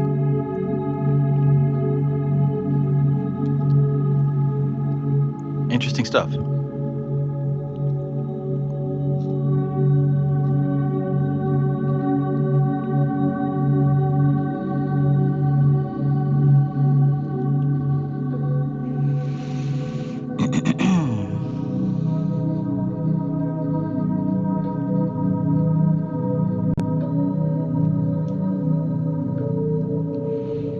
We will assume that you have to use your bedroom as your meditation center.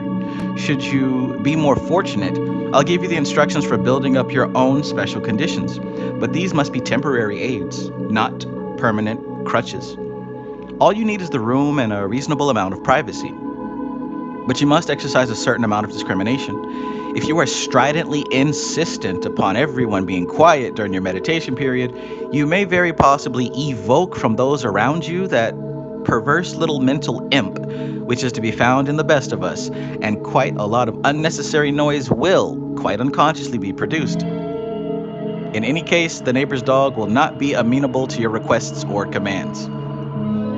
I remember that when my son was still a baby, right? And I'd be trying to meditate or something, and I'd get mad at my baby mama because she wasn't, I told you I'd be meditating at this time and all this noise is happening and I'm so upset. Back in my early days. I have since learned.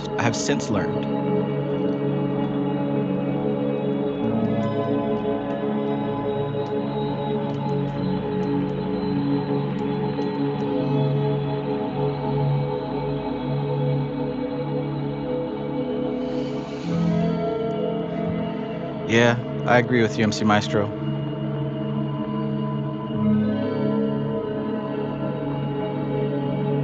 Louis says, nah, I shouldn't call them that. They're teachers disguised as haters. Exactly.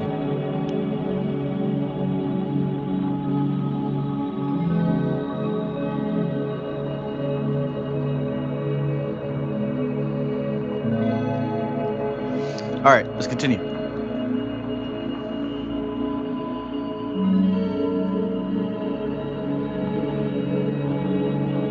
In the beginning, therefore, you will have to struggle to keep going on your meditations, and progress will not seem very good. All the time, however, you will be building up an interior mental state which will make you independent of outer conditions. There's that word again. that phrase, I should say, independent of outer conditions. Do you all remember from the yoga teachings? Non-attachment, vairagya, non-attachment.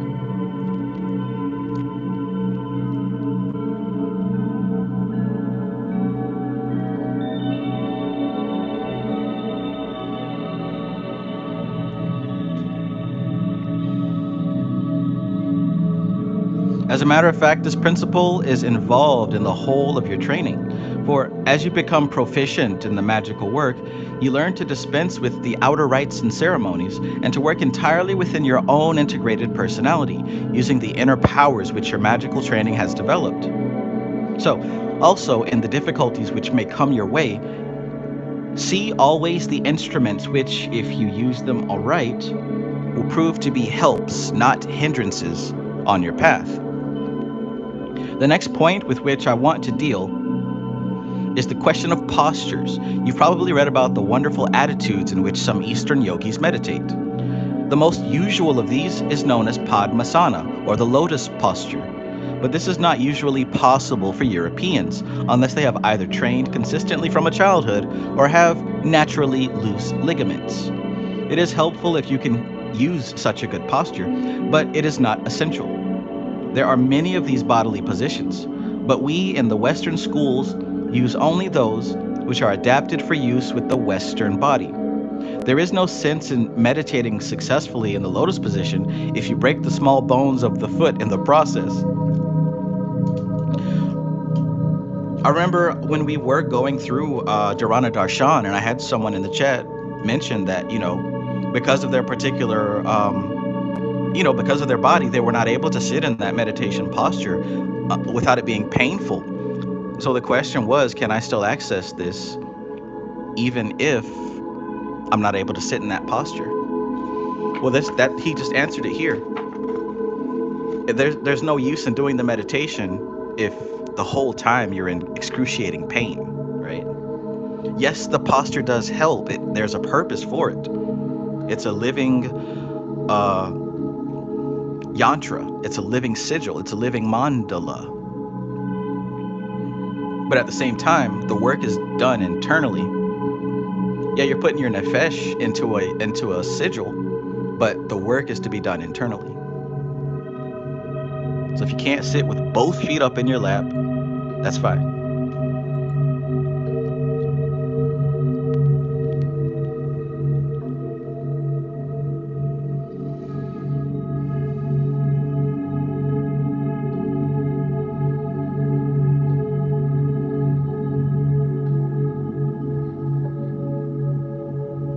Mark Lopez says the feeling of if I'm doing this right or wrong during meditation was holding me back for a long time. Yeah, and see, that's still the ego. That's still attachment to that concept. Regardless of if you're doing it right or wrong, just do it. Just do it. And as with all things that you try and persist in, the right way will start to emerge.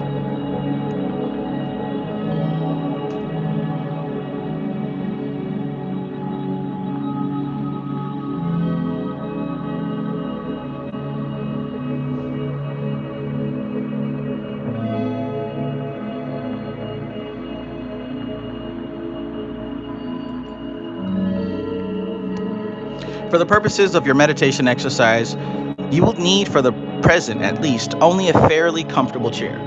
Only a fairly comfortable chair. If you're trying to control and direct the mind into new channels, it is somewhat foolish to give it unnecessary distractions due to bodily discomfort. At the same time, remember that in these exercises, the mind must be alert. And this is not always possible if you have too comfortable a chair. The ideal chair to use is, as a matter of fact, a somewhat hard wooden one, an armchair for preference. An easy chair is the last kind of thing that you should use.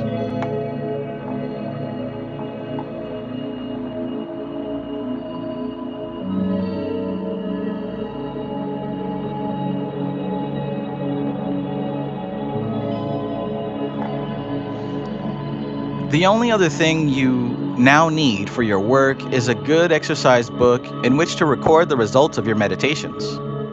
It may be helpful, but it is not essential. for you to have some particular symbolic picture or image which can be placed before you as a reminder of your work.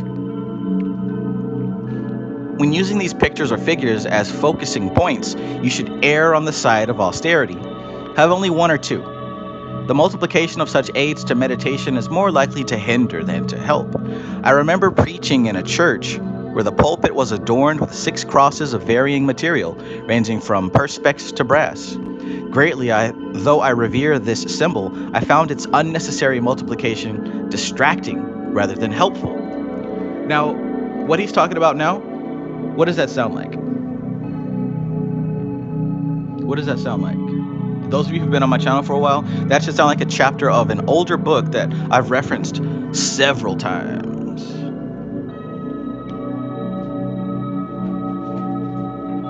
He's talking about a certain image to focus on while meditating.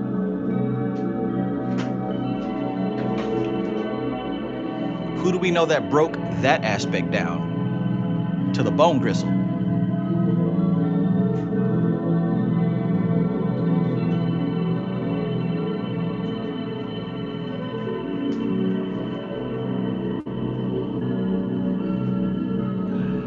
There we go. MC Maestro knows. The good Swami, Niranjanananda Saraswati, and Dharana Darshan, right? There you go. Ace, you know what time it is. If you go, I believe it's chapter 4. Bam, I turn right to it. That's the beauty. Chapter 4, psychic symbol. In this chapter, he breaks down choosing the type of symbol that you want to meditate on and why, right? Why? See, a lot of people think that the sigil and the symbol is important, but the truth is the symbol is an anchor. It's a ship, right? It's a vehicle to get you across the barrier of Laya, to teach you how to focus, to teach you how to put your mind within one point of awareness, and to cross that bridge of the conscious mind into the unconscious mind. See, this is how you utilize sigils and find out what's behind them. Not simply by having it in front of you all the time, but by concentrating on it and using it as a boat to cross the stream. So if you have this book, Dharana Darshan, go ahead and grab it and put a bookmark in chapter 4 and read that again. And if you don't have this book, type in Dharana Darshan chapter 4 on YouTube, and you'll find an amazing person reading the book, reading that chapter with no interruptions for commentary, straight up reading. You see it?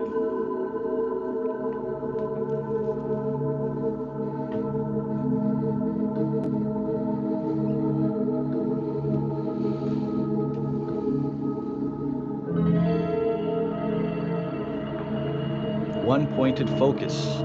Louis says laser shit like Cyclops, right?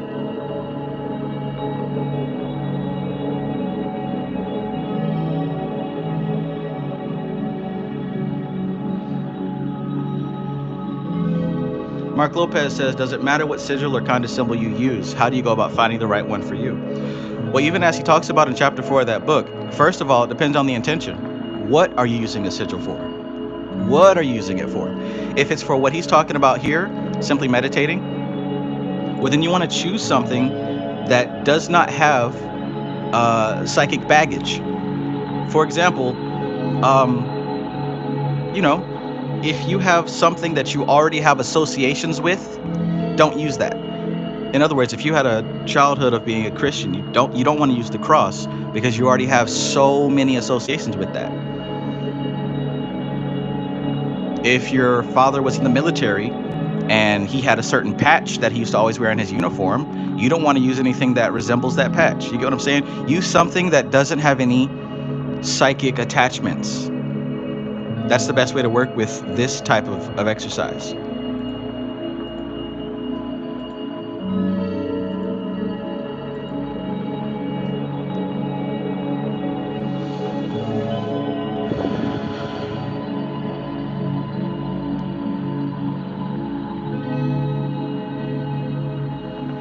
If you are so situated that you cannot put aside a room for your meditation work, here's a very helpful procedure you can adopt. Put your symbolic picture in a small frame that will stand on the table, and have made for it a cover which can be slipped over it when you have finished your meditations.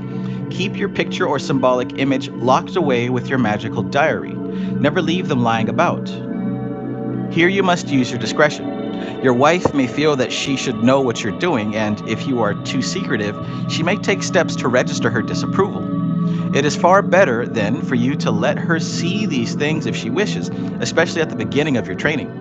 If she is interested and desires to help you in the work, she will not take undue advantage of the privilege.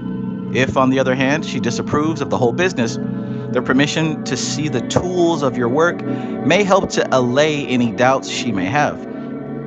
The same thing applies, of course, to women students whose husbands may or may not approve of their interest in these matters, though in these days, men do not, as a rule, actively interfere with the occupation of their womenfolk.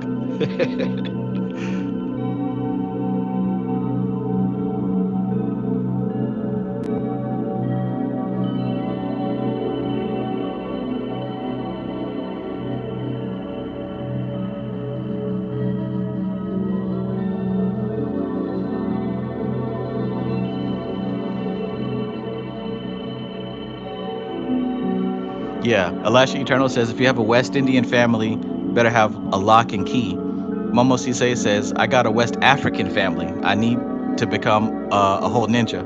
Right.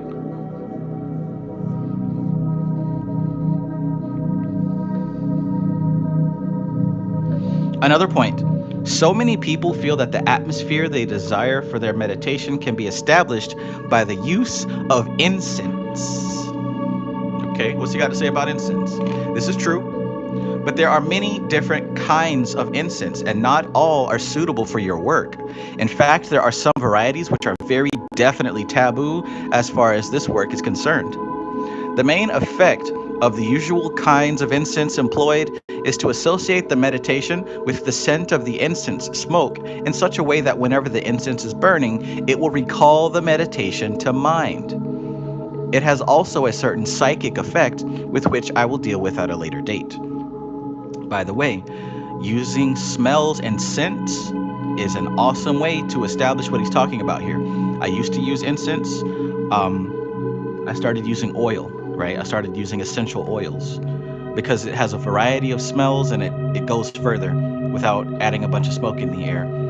So either way, it's really good to burn certain incense smells or certain oil smells only when you're doing specific work. I'm telling you, it helps tremendously because that means every time you burn that smell, it's going to help you to bring you right back to the ritual. Trust me. Trust me.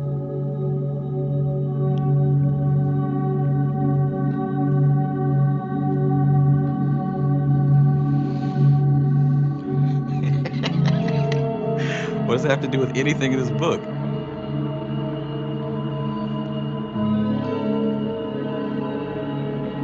Unfortunately, incense has a habit of advertising its presence, and a very little can go a very long way. If you have a room set apart for your work, then this will enable you to use incense without any trouble. But if you must use a room which is also used by others, then I would advise you to do without incense. It is not vitally necessary, and it is better for you to do without it, rather than to cause needless antagonism by insisting upon permeating the whole house with its fragrance. Apart from this, the mingled aroma of incense and breakfast bacon is not particularly helpful to either the student or the cook, right?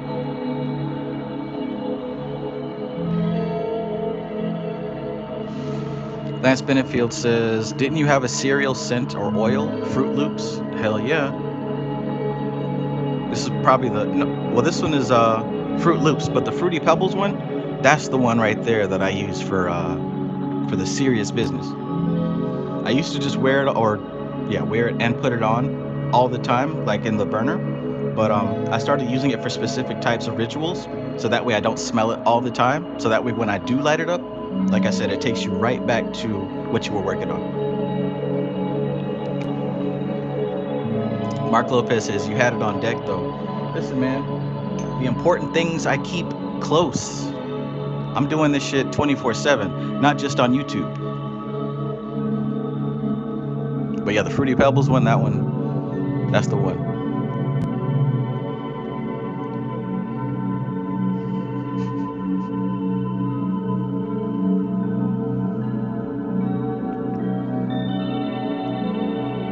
Let's continue. Now, for a most important instruction, it is essential that you should separate your meditation from your ordinary mundane work.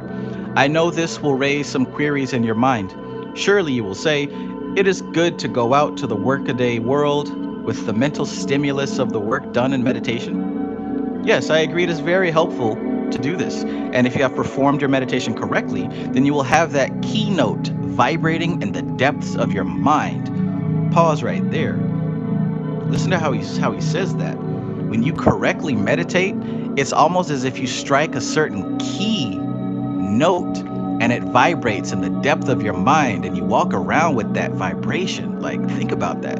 So that means even if you didn't meditate, your inner being is still vibrating at a certain rate that affects everything you're doing on the outside.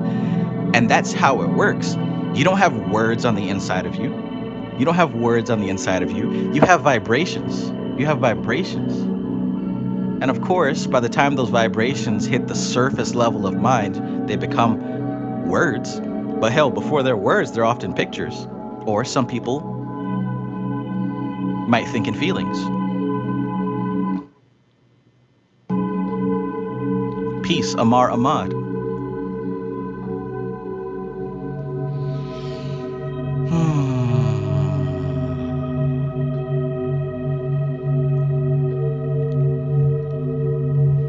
Alex Wake says Fruit Loops is their psychic baggage with your childhood. Like, would it affect it? Absolutely, and that's a good question. So when I was young, my parents, the cereal they bought mostly was that giant box of cornflakes. And I used to hate it because it was like flavorless. You had to pour like scoop like spoonfuls of sugar in it. So like I felt fancy whenever I got Fruit Loops or Fruity Pebbles. Maybe at a friend's house.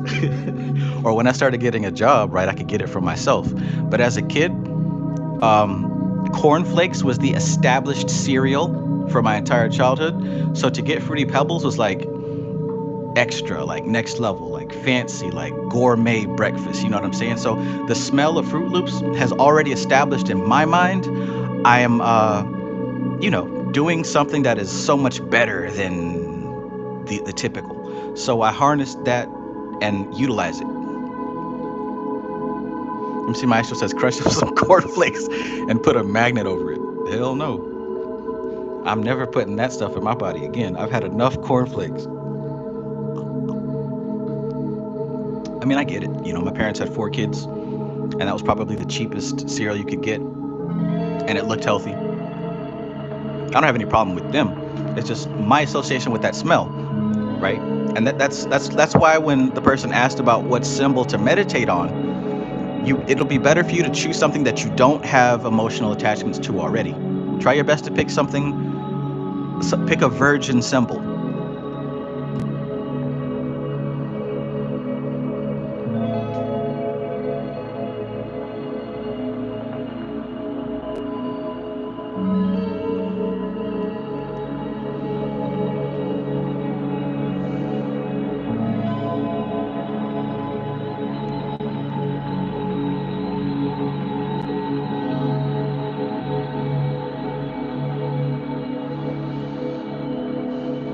So yeah, he talked about that keynote vibrating in the depths of your mind. It will not be necessary for you consciously to keep trying to put on the mask of the particular virtue you may have used as the subject of your meditation.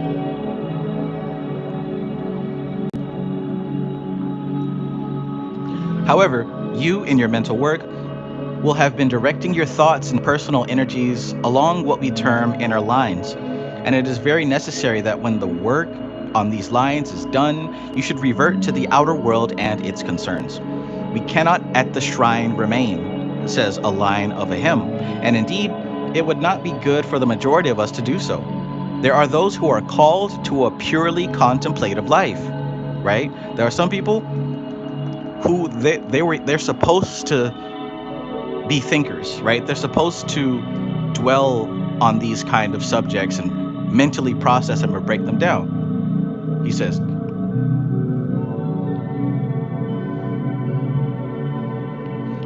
there are those who are called to a purely contemplative life, but they are few. So when you finish your meditation, you must close down. That is, you must bring back your attention to the material world, right?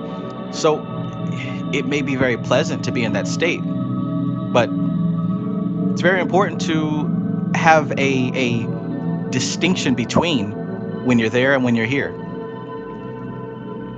The zero manifested peace.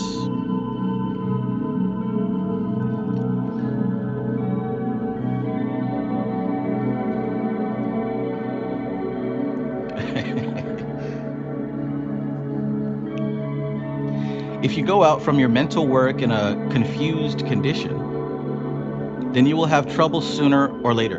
In any case, your discipline is clear. You must not do this. But I want you to understand why we are so insistent on this particular point.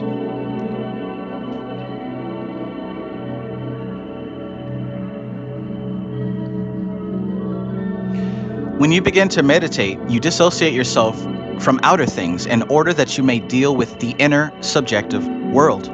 It is imperative that when the inner work is done, you should reassociate yourself with that outer world in which you have to work.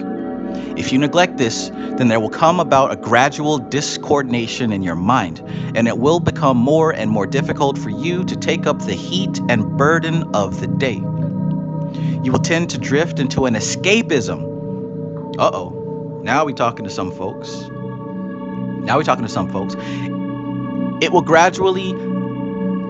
It will come up about a gradual discoordination in your mind, and it will become more and more difficult for you to take up the heat and burden of the day. You will tend to drift into an escapism, which, instead of improving your personality, will cause you to become increasingly inefficient in both worlds. You may have thought that this insistence upon the return to normal was exaggerated, but I trust you will now see our reasons for it. It's important, like I said, to draw that distinction between when you're doing your inner work and when you're dealing with your day-to-day life. Because most times, that outer work, has nothing to do with the magic at all, right? Working with folks at McDonald's or at the office or wherever the hell you're working at, most of the time it does not require any of this magical stuff. You go in, do what you got to do, and you leave. But he said that for a lot of people who don't have a clean distinction, this spirituality, this magic, starts to become an escapism. And when it becomes an escapism, it loses the intention of improving your personality. And instead it becomes something that you can do to keep your emotions high.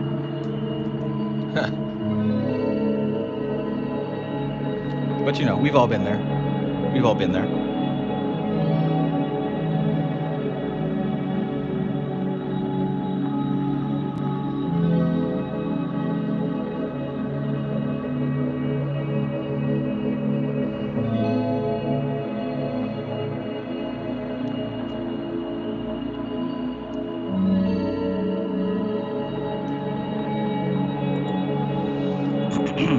For the moment, I will not give you any more detailed instructions, as I want you to study carefully what has already been given. You are beginning a piece of work which will have far-reaching effects, and I want you to feel sure that it is a task which you are determined to follow through to the end. You will find that the routine becomes tedious, and you may feel inclined to cavil at what appears, in the early stages at least, to be without any apparent result. I say in the early stages, but this is not really correct. At the start of your work, you will most probably have some very definite results. But as you go on, you will find that these initial experiences seem to fade away, and you have to follow a dull routine which seems neither exciting nor helpful. It is then that you will find that the scripture is very true. It is the little foxes that spoil the vines. They can squeeze through the hedge where the bigger ones would fail. So, As you set off on your magical career, you must fence against the foxes and feel that the vineyard of your personality is secure. But with the discipline and the exercises being carried out day by day, you may insensibly begin to allow the little foxes of boredom and impatience, to mention only two, you might allow them to get through the fence. We who have essayed this path have all gone through this phase. With some, it is more apparent than with others, but in one way or another, it affects us all. There is a certain rhythm in this work. A time of success and illumination is followed by a period of dryness. How many of y'all have gone through this, right? You'll start doing the work consistently. You're doing your meditation, you're studying, you're doing shadow work, you're doing all sorts of things, and you're having immediate results back to back to back to back. Then all of a sudden, nothing, right? How many have gone through that phase? And of course, if you have the tenacity, you stick with it and you start to find that those fruitful days return. And what it almost seems like is, instead of a spike of results, the spike kind of evens out, and the dry period, instead of being so low, it also kind of even out. And what you find is that it's more of a gradual coasting on both sides. The Zero Manifested says, true, it's a rhythm of life. Right, you start to notice that rhythm. So I'll tell you, it doesn't matter how long you practice, there's always going to be the spike and the low. But that's not what it's about. It's about your consistency. It's about your consistency. Because here's the thing, it's like nature, right? I like to use the metaphor of the mushrooms. You walk outside, you just see a patch of grass. The next day you see a full ring of big ass mushrooms. Now it looked like they got there overnight, but the truth is, the mycelium network underneath the ground has always been active, and it's much vaster than you could imagine. Just because you don't see it doesn't mean that activity is not going on. So even in your dry periods, even when it seems like you're not magical anymore, trust me, it still happens to me. That's when work is happening on the other side. You can say it's happening in the astral, in your dream world. You can say whatever you want to make you feel good. But the point is, continue doing what you're supposed to do, because it's not over. It's not over. As long as you breathe, you're still in the game. I mean, literally, the root of all this is the prana circulating through your breath.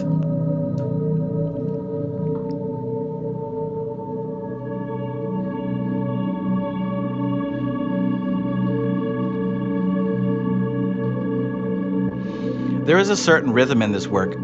A time of success and illumination is followed by a period of dryness and a descent into the valley of humiliation. Then we have to plod along until we begin to see once more the light ahead. You guys ever have a situation where maybe you would tell people about your spiritual path, or people who wouldn't believe in it or whatever, don't agree with it, and then stuff in your life starts maybe going wrong, or you're not getting what you said you'd get, and then they throw it in your face like, what happened to all that magic you was doing, right? What happened to working with them spirits? It ain't working out for you? You guys ever had somebody throw it in your face like that? What happened to all that magic shit you was into?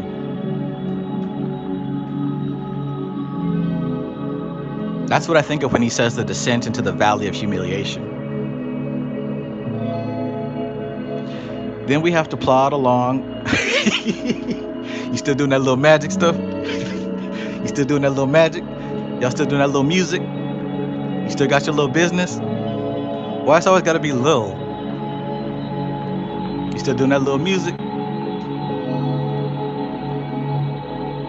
Still got that little business on the side?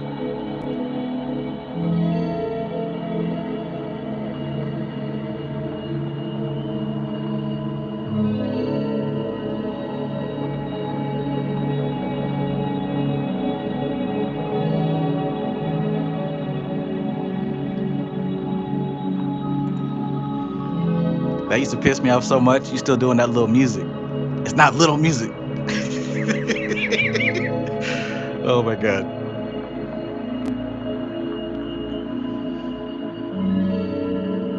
Then we have to plod along until we begin to see once more the light ahead. All who venture out into these hidden ways of the mind have experienced this swing of the mental pendulum, and this applies in the same way to those who follow the path of the mystic. They, like those of us who tread the magical way, find that this comes to them too. Indeed, the term dryness, which I have just used, comes from the terminology of the mystics. Think over what I have told you. Reread it and try to fix it firmly in your mind. Although these first instructions may seem commonplace, they contain basic truths and are an essential part of the foundation which you must build in yourself, my apprentice. Let me know whether you need any more initial instruction on these points before we go further. Do not be afraid to ask any questions which arise from what I have told you. In our school of training, we value the questioning mind, providing it carries out the instructions given. Let me know also whether it is possible for you to have a separate room for your work. In the next instructions I shall give you the basic exercises in magical meditation, and you will then be able to make a definite start.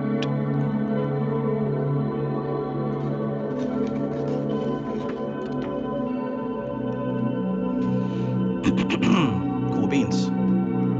Cool beans. How you feeling? Y'all all right? Y'all all right?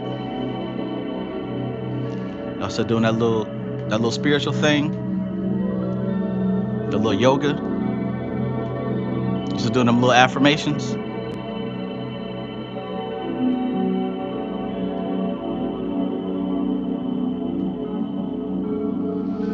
The Zero Manifestor says, I heard Lil Business, LMAO, so many times. I'm like, the fuck? This pays my bills. Right. J. Balhale says, still got them little titties?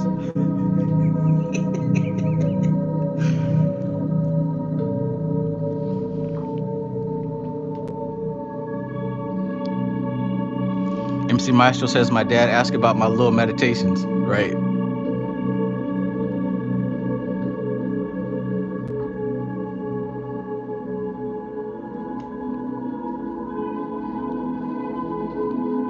Zero Manifested says, love how you've grown, Travis.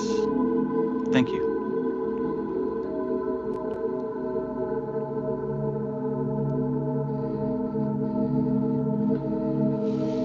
MC Maestro, what's this entertainment we've got going on here?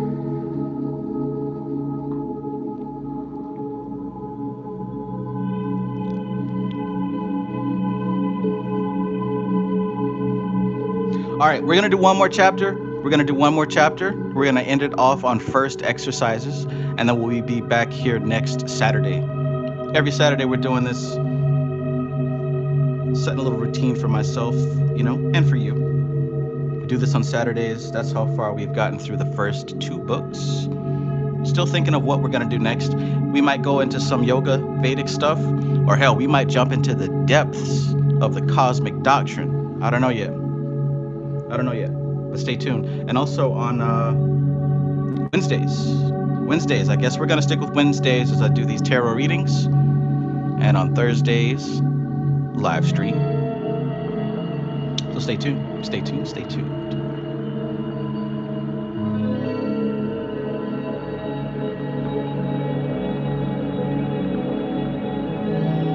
Don't give up on your little magic.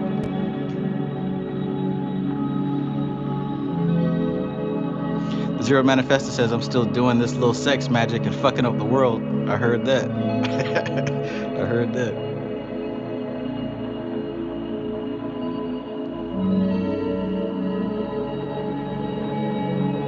Chief Keef says, so you a wizard, but you ain't got $1 for me.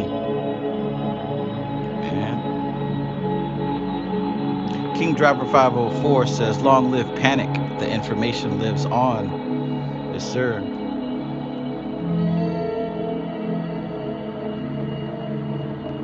Yes, sir. Mark Lopez says, I'm highly grateful for you, Travis, and you guys for being so welcoming and funny. Yes. I'm glad you're here. That's what I like about this community. You guys are pretty awesome. And I say that because I've seen many other quote-unquote magical communities. Like, have you guys seen some of these other groups? Like, you'll post something and all of a sudden everybody will come up with like, well, technically that's wrong. It's supposed to be this, and this is why you can't do it that way. Like, you guys ever seen groups like that? That's such a toxic environment, and I see that so much. Or at least I used to. I don't go scrolling and trolling through Facebook and Reddit like that anymore. I'm just going through the comments before we move on to the next chapter, that's all. 500 Nate, peace. 500 Nate says, I missed the start of this book, so you have this recorded so I can check it out later, correct? Absolutely. Absolutely. Unless the Illuminati takes it down, like the Ladder of Lights, that one could not stay up. Way too much sauce. So I hope that you have a copy of that book, The Ladder of Lights. I'm still going back to that one. Whew. I put that one right up there next to Dion Fortune's The Mystical Kabbalah when it comes to understanding the science behind Kabbalah. The Ladder of Lights by William T. Gray. Check that out.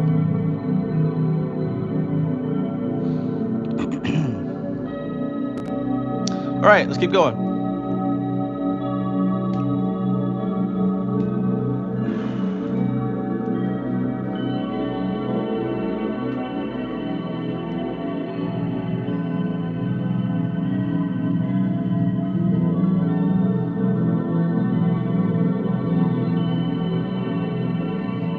Cosmic Traveler says, yes, Cosmic Doctrine. Been high on Manly P. Hall and C.W. Ledbetter this year.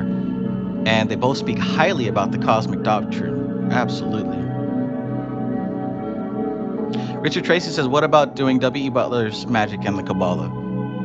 I might. I'll have to check to see if the beginning... See, the reason that Ladder of Lights got taken down is because they're like, oh, copyright infringement. But see, this one does not have anywhere that says you cannot read this book on the internet. I'm not sure if Magick and the Kabbalah has that, but we'll see. But I'm really feeling the Cosmic Doctrine, honestly.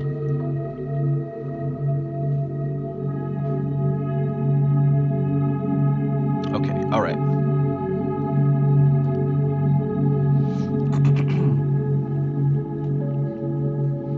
Martin M says, do you have a video on Thantifaxith? Hell yeah.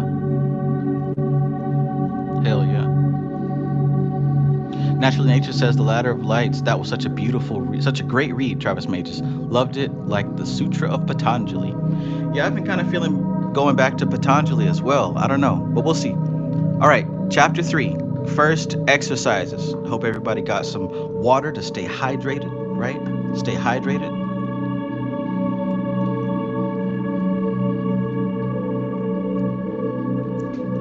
Because that's for your melanin.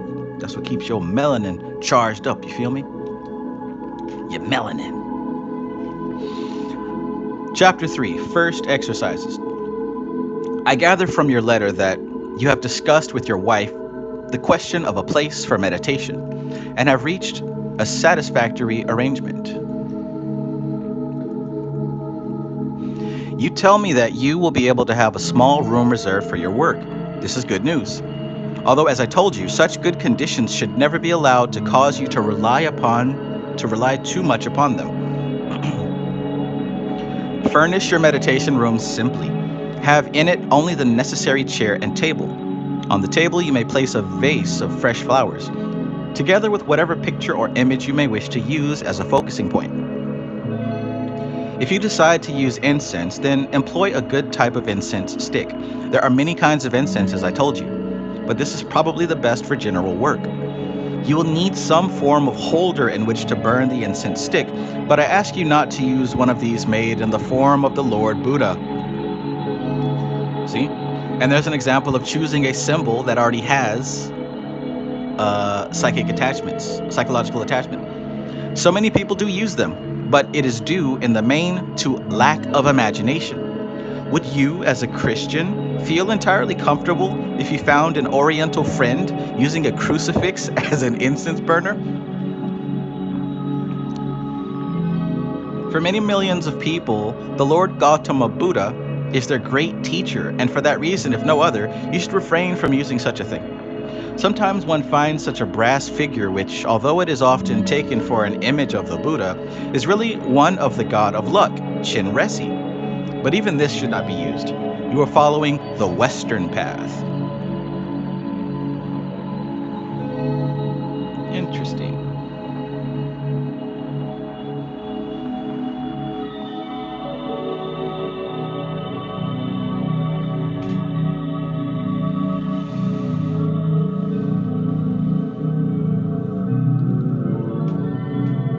I dare say you will be wondering what exercises you will receive and what disciplines you must accept. For the present, I'm going to give you the basic exercises, and, as I warned you before, they may become very dull and boring. However, they are fundamental and must be carried out. Without the proficiency you will gain in them, your further meditation would be erratic.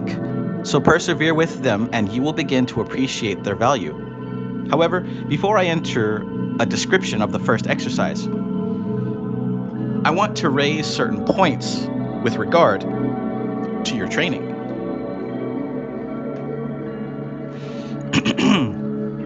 First of all, I want you to be perfectly sure in your mind of the obligations which you have undertaken by entering our school. The most important thing to remember in this connection is that you are not under any vow of personal obedience to anyone in the school, whether it be to myself or to my superiors.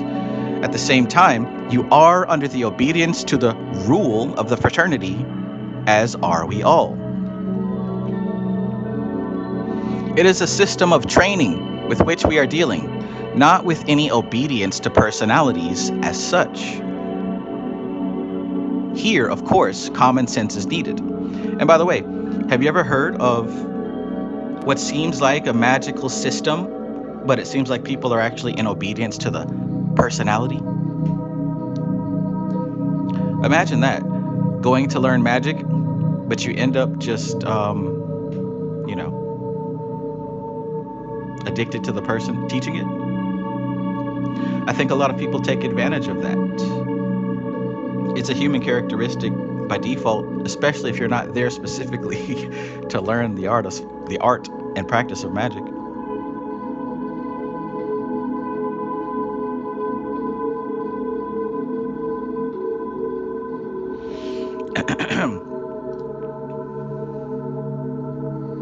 Lance Benefield says, could we use our own created sigil, Trav? Absolutely. Absolutely. I do it all the time. I haven't done it lately, but I will soon. So at the same time, you are under the obedience of the rule of the fraternity, as are we all. It is a system of training with which we are dealing. So look, you're here for the system of training, not for me. I can't do nothing for you. You're here for the system of training, not with any obedience to personalities as such. Here, of course, common sense is needed. We who have been trained in this school very naturally think our system is a good one. But you, without such experience, may feel somewhat apprehensive. So let me assure you that in this school of esoteric training, you will never be asked to do anything which conflicts with your ethical code. By this, I do not mean that you will be at liberty to modify the instructions and disciplines which you will receive in order to fit them into some narrower denominational scheme. But Christian and non-Christian alike can subscribe to the summary of religious duty, which is contained in the quotation which Jesus made from the Hebrew teachings. Thou shalt love the Lord thy God with all thy heart, with all thy mind, and with all thy soul, and with all thy strength, and thy neighbor as thyself. It is in the light of this summary of the divine law that you are to judge the teachings you will receive. Here's something interesting, by the way. On my past few live streams, I've been continually trying to hammer home a point that the ancient Hebrew texts and Kabbalah talk about these three levels of the soul. The animal soul, called the nefesh, the human desire, called the ruach, and the God level of soul, called the neshama. These words appear in the Bible very many times. Nefesh appears in the Bible over 700 times. And oftentimes, when you see phrases that name the three parts of the human, look at this. Thou shalt love the Lord thy God with all thy heart, with all thy mind, and with all thy soul. You know what that's talking about, right? If you get the Hebrew translation of that verse, you're definitely going to see nefesh for that word. You're probably going to see ruach for this one, and you're probably going to say neshama for that one, right? Just to show you that I'm not making this shit up or piecing it together. These words appear in the Bible, and oftentimes, when they talk about the human, just the human, not even the soul aspect, they refer to it as the nefesh. They've even referred to animals in the Bible as nefesh. Animals and human are on the same level, that nefesh. I'm telling you.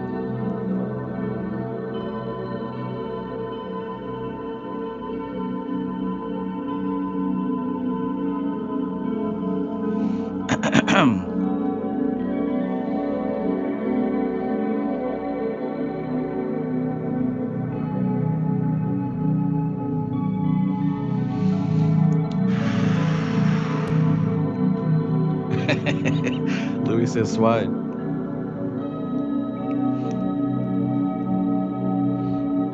You may, of course, feel that if you raise any objections, even though they are perfectly sincere, you will be regarded as a nuisance and thereby be prevented from going forward.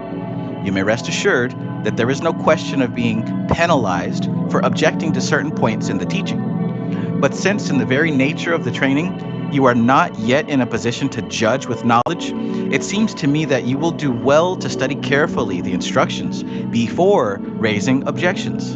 In any case, it will save me quite an amount of unnecessary work. Following on this, I want to deal with another point which is really important.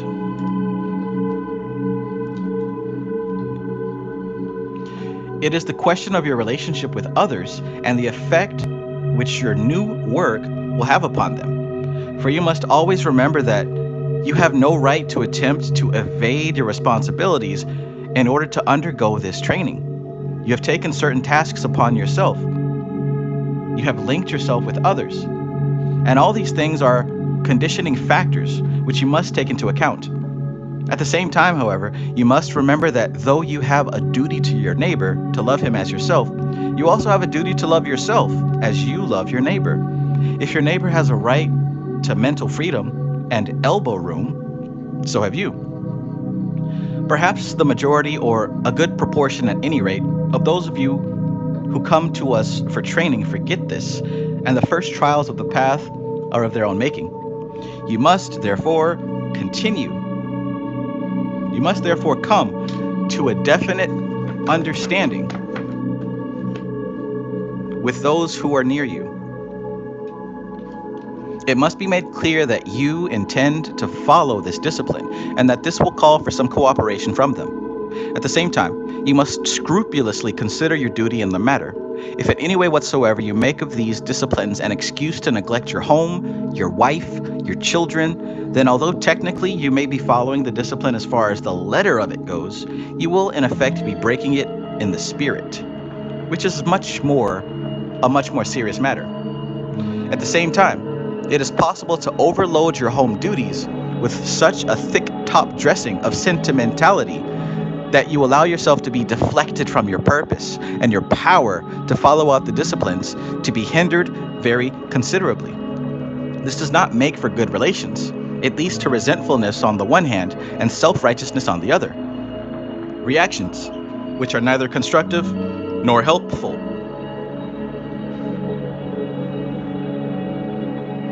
You hear that? MC Maestro says, Trav, that line was used in Michael Hall's Christian book on the VAK chapter. Christian book? Michael Hall's Christian? He has a Christian book.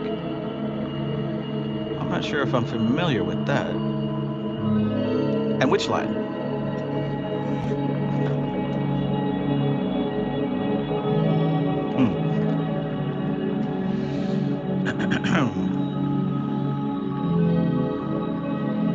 Kashigi says, can't the animal soul be seen as Satan?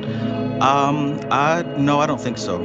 When the nefesh is spoken of, it's a very specific part of man. And when Satan is involved, it's usually talking about the accuser, right? And it's not a physical thing. It's talking about a concept, a mental construct, or even an emotional construct. The nefesh has everything to do with the physical being, like that which is made out of the dirt and the DNA.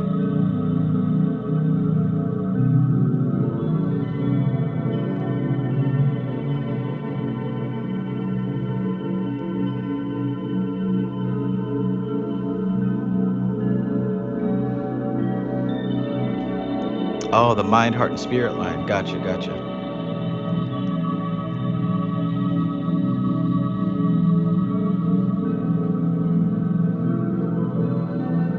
Jay Baldhill says the book is calling me out for not going to get myself snacks so I can be here reading along instead. Hey man, sometimes we make big sacrifices, right? If you insist on a period of privacy for the performance of your meditation, then you must see to it that no one suffers because of it. Let me run it back. Let me run that back. If you insist on a period of privacy for the performance of your meditation, then you must see to it that no one suffers because of it. Marine Mary says Nefesh can be translated as both self and or breath. Absolutely, absolutely. And it's talking about the animal self, the physical human body, which is an animal. And the actual Hebrew word translates to throat, And that can be seen as, because the Hebrew language is highly metaphorical, right? It consists of symbols and numbers. It's metaphorical because it speaks to the subjective mind. And when we think about the neck, the throat, everything that we require for sustaining this human body comes through the throat. That's the food, that's the water, that's the breathing, right? That's the food, the water, and the breath. So Nefesh can also be interpreted as the word itself, right? Because you got to think about context. In the context, it's used as describing the human physical being, right? The manas in the Vedic. And in the Vedic, they also talk about the manomaya kosha, don't they? The manomaya kosha, the anamaya kosha, which is called the sheath of food, right? The anamaya kosha is called the sheath of food, meaning that it's created of food. In the very same way, Nefesh is translated as throat because it is the body made of what comes into the throat.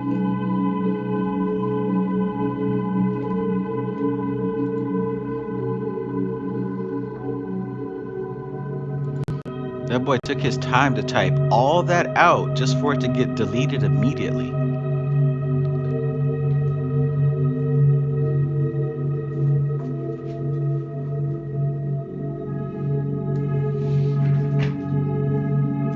That brings a little bit of joy to my heart, that he literally sacrificed time and physical energy just to give me some view time and a spike of engagement. Good boy. So I got taught with Shooty here, and I'm flipping through to what chapter is it? Yeah, chapter 10. If you look at chapter 10, Tatwas and Koshas, they talk about the anamaya kosha. The anamaya kosha is related to the conscious mind and the physical body.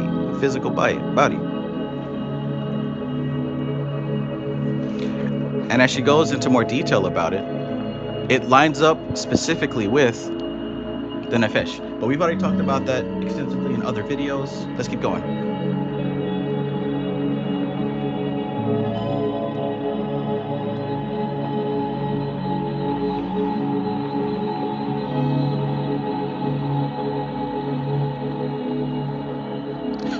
Francis Bacon.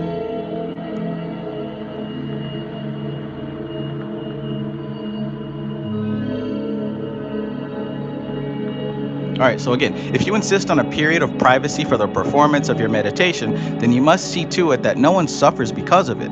Also, and this is important, those around you must be able to see that as far as your manifest character is concerned, Nefesh, the result of such training is good. It is a very difficult point, but unless it is tackled right at the start, it will continue to give you trouble.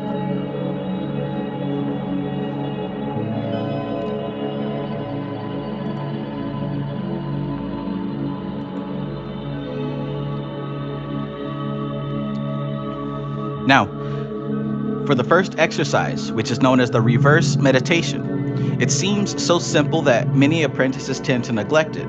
But in this, they make a great mistake. Eventually, they have to come back to it. I want you to write down the instruction for yourself, as I give it here. Then every night without fail, You must carry out the exercise and note the results as you get them.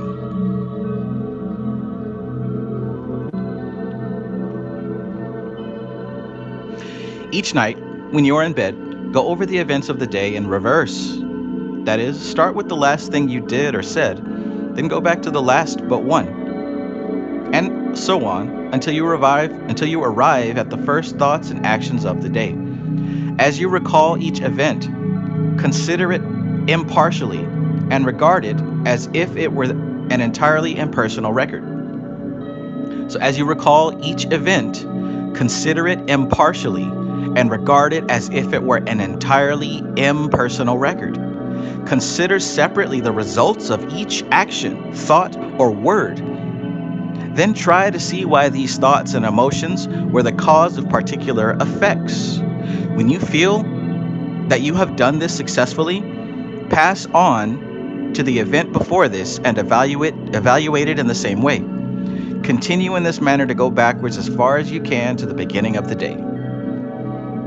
Look, I highly suggest doing this. I don't do this every night, but this is something that I have been doing off and on for a little bit. And it is very helpful to analyze, and you might even find aspects of yourself that you didn't notice. In other words, you're going to start to notice unconscious behavioral patterns, right?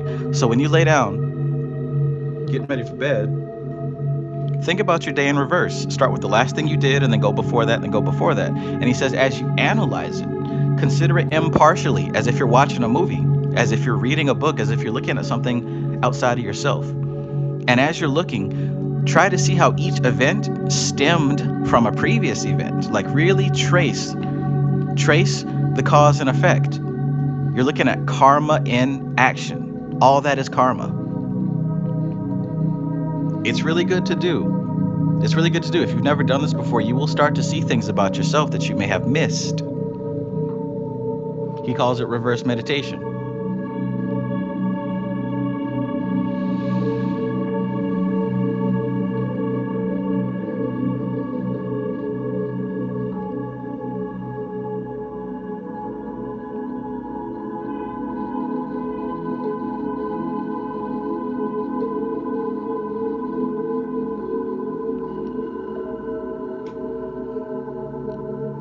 Anna Molly says that's a good exercise. I teach my kids that. Start them off young, right?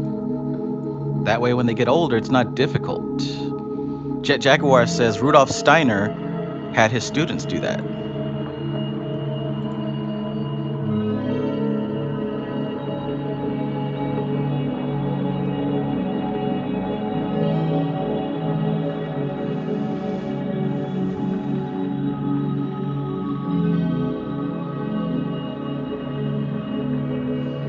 This reverse meditation is very important. First of all, it helps to modify the usual habit of the mind to think in a time sequence of past, present, and future.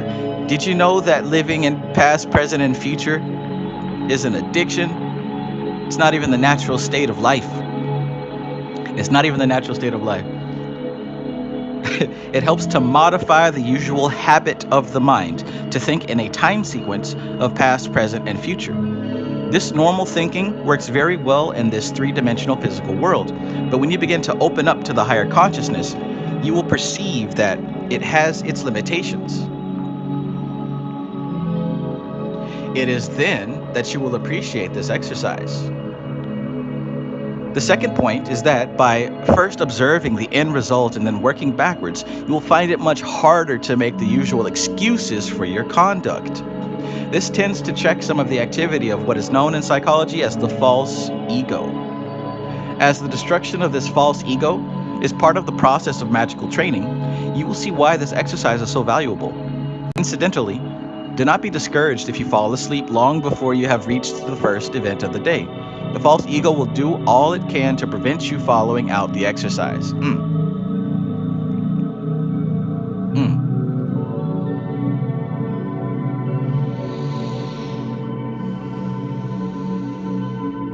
Interesting. Detach from time.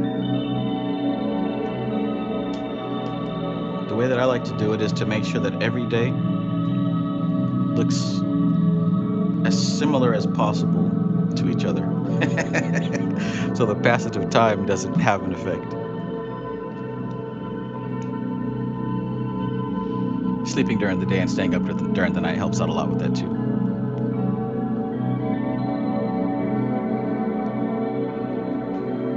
Elisha Eternal says, yeah, my false ego already telling me it's difficult. For the present, it is not necessary for you to go into detail in your record, but it is very necessary that you should keep such a record. As you progress in your training, you will find that the habit of recording all results obtained will be of the greatest help to you, and you will then appreciate its value more fully. Unlike most diaries, this one is not to be used to bolster up your own false ego. It is instead a very efficient method of building up an automatic habit of careful and logical thought and action. Linked with the reverse meditation are the salutes. Oh, right. These are given at certain times of the day, and they serve two purposes. First of all, they train the time sense, that subconscious clock which enables us to gauge the passage of time.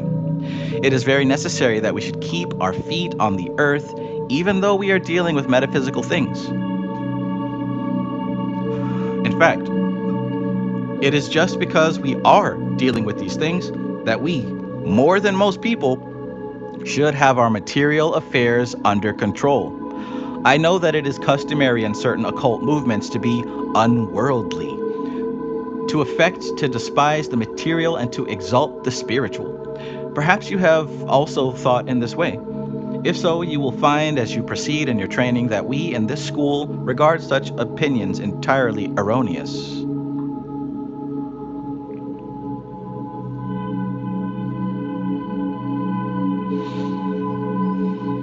I have said that the salutes serve yet another purpose. This is to bring about a state of recollection. By this we mean that it is essential to turn our minds at stated times toward that greater life which pervades the whole universe, and in which we live and move and have our being. Never mind about any theological ideas you may have about that life. Just regard it as the power which sustains and orders all manifestation. Let me go back. The salutes serve yet another purpose, and this is to bring about a state of recollection, right? And what he means by that is it's essential to turn your mind at stated times towards the greater life which pervades the whole universe, in which we live, move, and have our being. That's from the Kabbalion. He says, never mind about any theological ideas you may have about that life. Look, it doesn't matter what you think about God. We're not trying to break God down. All he's saying is, in this exercise, we turn our attention to that greater life force.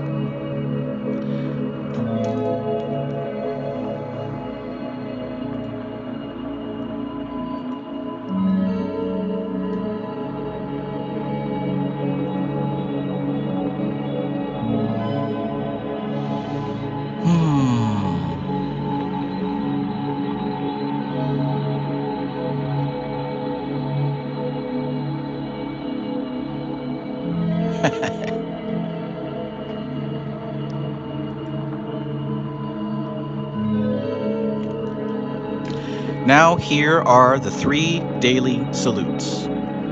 Here's the one for the morning. Hail to thee, the eternal spiritual sun, whose visible symbol now rises in the heavens. Hail unto thee from the abodes of morning. That's the first one. The next one is noon. Hail to thee, the eternal spiritual sun, whose visible symbol stands now in high heaven. Hail unto thee from the abodes of the noonday.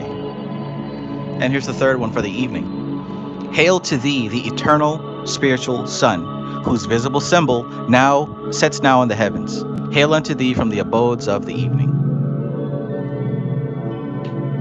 Okay.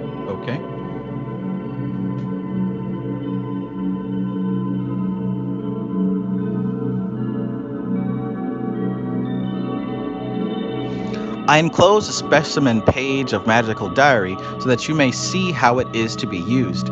At the end of each month, it should be returned to me and I will check it before sending it back to you.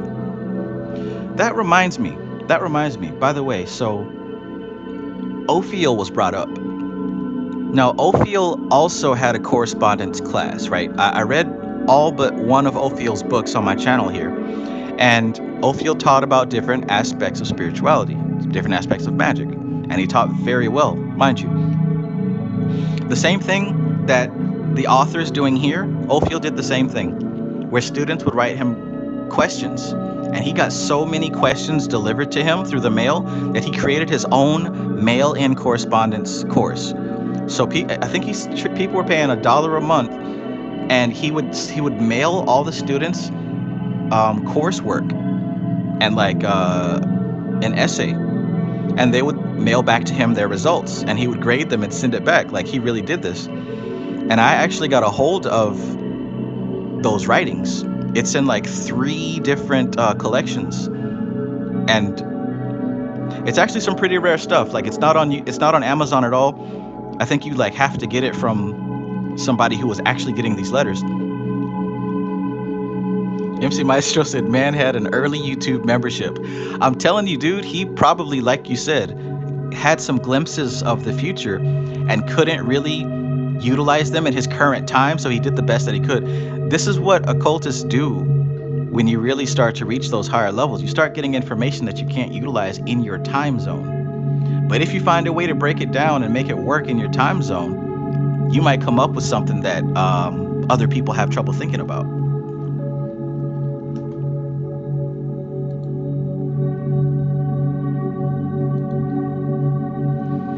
That's another option of something that we could read. He goes deeper into the Tatwas and everything. Louis says Ophiel did some similar. Yeah, I'm talking about the Ophiel ones specifically.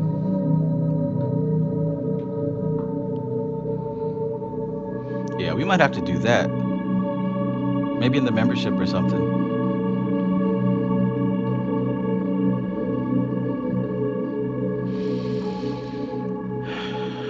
Momo Sisei says, oh, okay, I do salutes in the shower technically. This is just a more specific and structured throughout the day.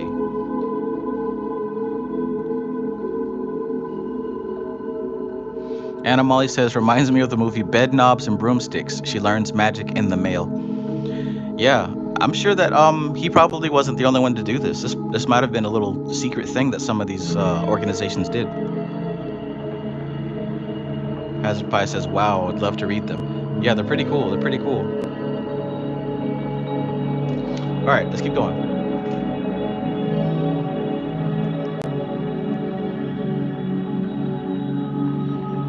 So yeah, I enclose a specimen page of a magical diary so that you may see how it is to be used.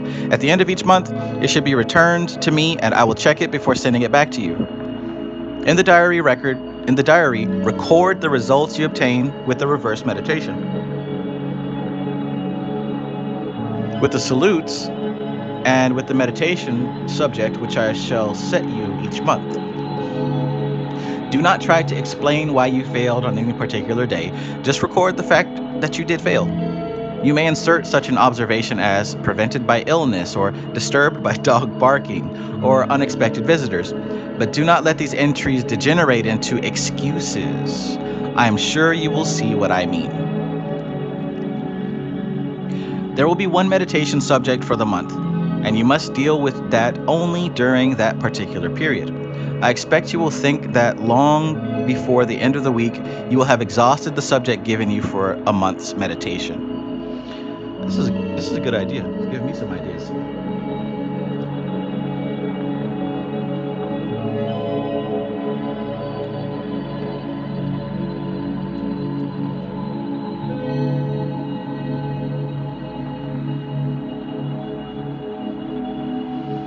J. Baldhale says, darn, the PDF is missing pages 16 and 17. Look, that's one of the reasons why I stopped messing with them PDFs. See, I started getting PDFs back in the day because I could not afford the books. And then what I realized is that a lot of people get PDFs but don't read them. They just sit on their phones or on their computers and don't actually get opened.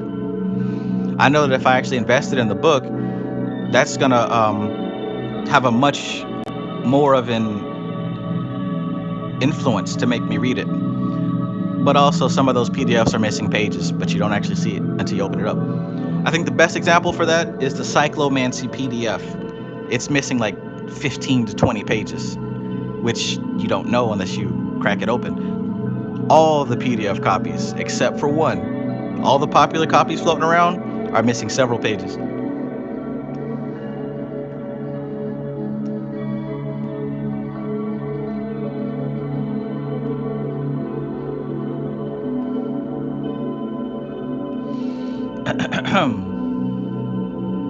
Anna Molly says, welcome to Wizard Night School, right?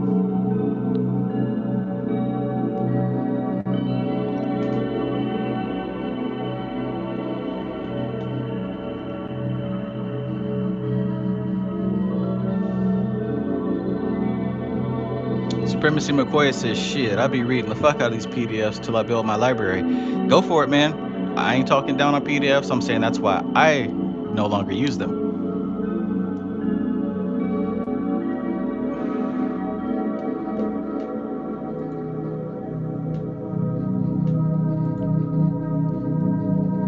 AZW says, damn, my PDF is good for once. Awesome, awesome.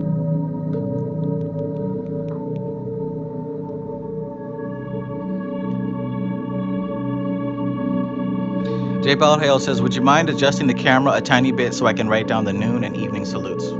Absolutely not. Check it out. Let me know if you can see it. And I'll read it again. The noon is, hail to thee, the eternal spiritual sun, whose visible symbol stands now in high heaven. Hail unto thee from the abodes of the noonday. The evening one says, hail to thee, the eternal spiritual sun, whose visible symbol sets now in the heavens. Hail unto thee from the abodes of the evening. Gerald Sombright, peace. Have a good night.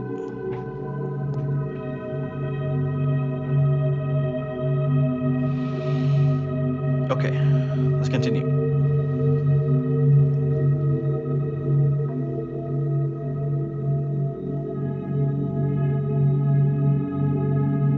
Get on them salutes.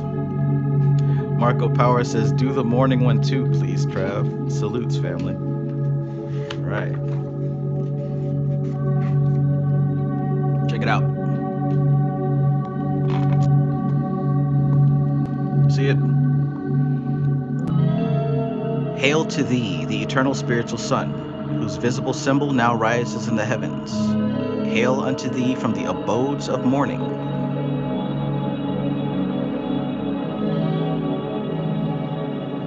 Good stuff, good stuff. Oh.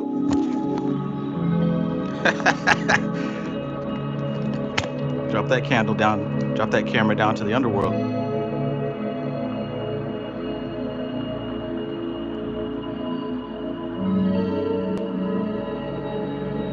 Framestar Films, peace.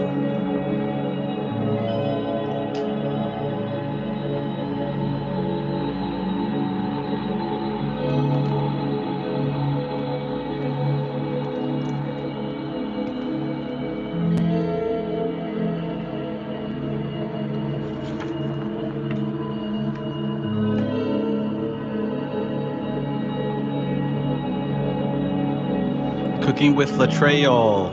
Peace, peace.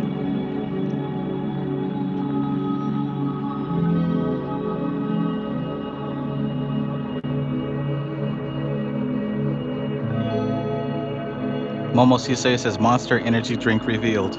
I'm exposed. I'm exposed. Not only am I drinking coffee, but I'm also drinking a Monster. You got me. You got me.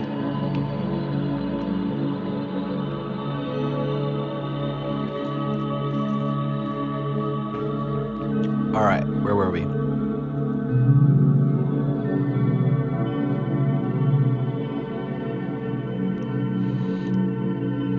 And how many more pages is this chapter? All right, just a few more. All right, almost done.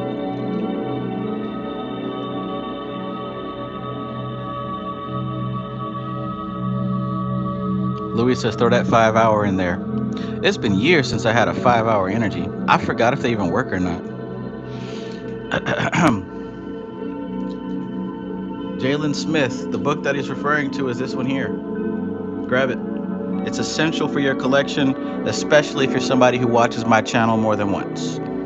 Because I'm going to refer to it, and I've already referred to it so many times. Get it.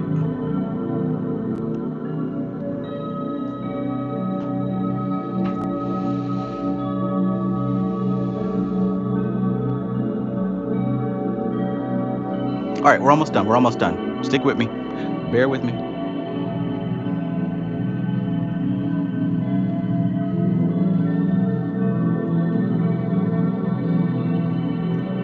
Okay, let me tell you a story which I believe is literally true. It may help you in this matter. It is recorded of a famous naturalist that a certain young man became his pupil, as you have become mine. On his first day with the great man, he was given a very simple job. I want you to study this fish and write down all you can about it. The naturalist then left him to his own devices for some hours, but when he returned, the pupil was only able to show him a very meager result. Some 3 or 4 sentences. Again, the task was given, and this time the master stayed away a much longer time. Annoyed by the imposition of what he regarded as a silly exercise, the student sat down determined to write all about the fish. The state of annoyance served to put him on his mettle, and he was still writing busily when the teacher returned after some hours. Hey, that's a clue right there for some of y'all who are experiencing writer's block. That's a clue for some of y'all who are creators of any type, and you are just now coming out of that ice cold winter of the past couple months. Get so pissed off and trick yourself into creating out of spite.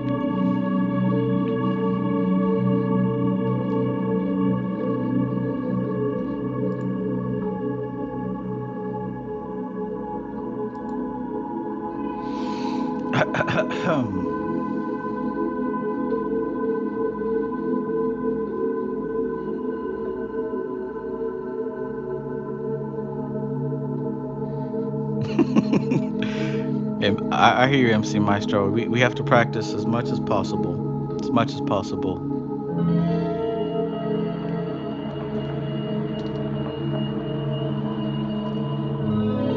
Richard Tracy says those salutes are giving me crazy crown, and Bindu activation. Shoot.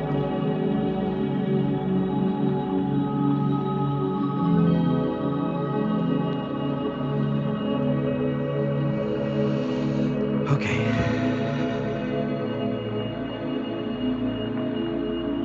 I want you to tackle your meditation in somewhat the same way, not with annoyance, but with a determination and pertinacity equal to that shown by the naturalist's pupil. You will find that once you have mastered the techniques involved in meditation, you will not complain as a rule of lack of ideas. You may be surprised by the nature of the meditation subjects which are given to you. To many people, meditation is a quiet reverie or emotionally tinged spiritual subjects. A quiet reverie on emotionally tinged spiritual subjects. Such ideas are, of course, used, but it is necessary for us to have a well-balanced mental diet. How many people here have heard of the 7-day mental diet? The 7-day mental diet.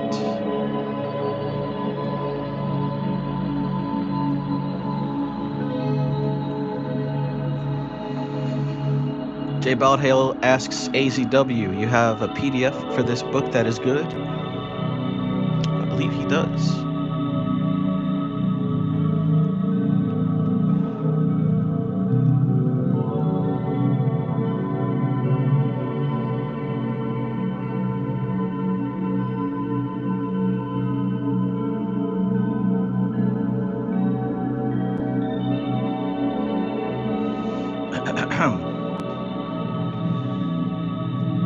Mark Lopez says, are the salutes something you say out loud or within yourself like a prayer? Now that part is up to you. That's up to you. One thing I find in my personal practice is that speaking this stuff out loud helps the growth and evolution of the animal body. Now keep in mind, you've got the physical animal body, which has its own entity. It's its own thing. Next, you have your human consciousness, your ego, your awareness. That's its own thing. And of course, above that, there's the potential for the God soul. So what I have found is that when speaking my channels, my downloads, my meditations, my mantras, my spells, whatever, I don't always do it out loud, but I find that when I do, it's not just for the mind.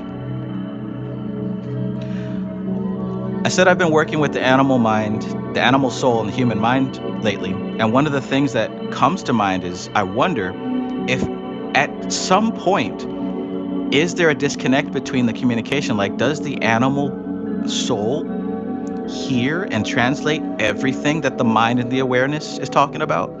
Could that be why we say that we're going to do something, but the body works against us? Like, because when I think about consciousness, I think about it in a spectrum, right? Just like if you see color, on one end of the spectrum, you've got infrared. On the other end of the spectrum, you've got ultraviolet. And when I think about consciousness, for example, people talk about angels. Oh, well, you can't see angels. They're not real. Da, da, da, da. Well, it very well may be that these angels and these entities and gods exist on a spectrum that is outside of the awareness of the human mind, right? Consider that. Now, look at the other end of the spectrum. It's possible that the human body itself, this animal creature with a mind of its own, has thoughts, I suppose we can call them thoughts, has existence that might be imperceptible to the human mind as well. It most definitely does, right? Like I said, you can barely control your micro expressions or your body language. You have to have an expanded awareness to even conceive of that. So the body itself has a mind that sometimes falls beyond the range of the awareness of the consciousness. So I wonder if the conscious mind, the ego, has thoughts, visions, and desires and plans that the human body itself isn't privy to. So when I often channel and when I do my magic and my spiritual stuff, I speak it out loud because I want my body to hear it too. I want the animal mind to hear it with its physical ears. That's one of the reasons why I play mantras, right? The body is healing the mantras. It's hearing the mantras. The vibrations we talk about hitting the physical ear, I'm telling you, there's some very interesting stuff in this analysis I've been doing about the soul.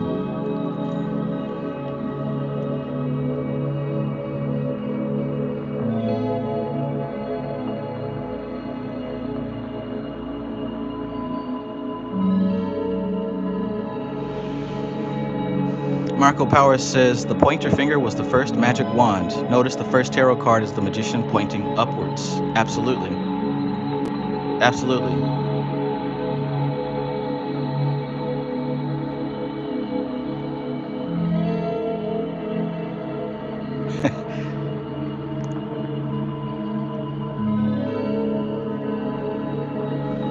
So hopefully that's some thought food for somebody who's taking into consideration this whole animal soul stuff. Perhaps there are thoughts that your body doesn't hear, and perhaps there are expressions that from your body that your mind doesn't hear. I want you to think about that for real. And maybe that's why when we do, like, say, the lesser banishing ritual, the pentagram, or other rituals, we vibrate the words out loud. All right, good question, by the way. And to answer your question in simple words, do it either or. It's your choice. As long as you do it.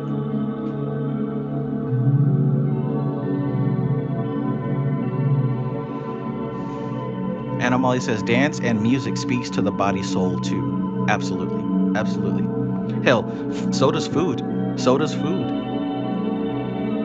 Especially when it's cooked with love.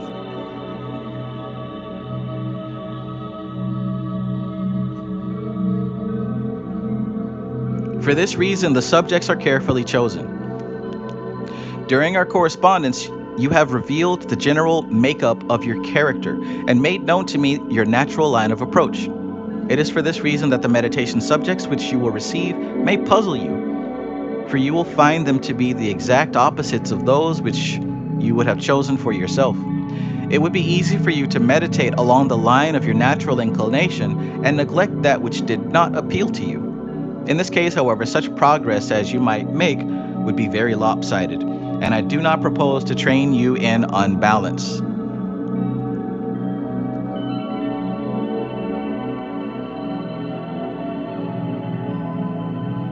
Chief Keef says there's a spiritual version of the animal body as well. Well, the animal soul, that is it is a spiritual thing. Like, that very information is spiritual. The animal soul, the nefesh, the human mind, and the God soul, like, all of that is a spiritual.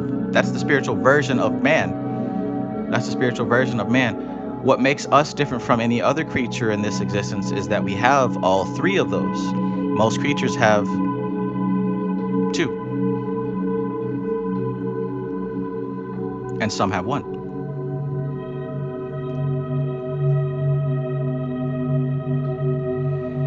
Momo Sise says that last paragraph may have low-key exposed certain group followings. Alex Wick says, I thought he was quoting Chief Keef for a second. That's that shit I don't like.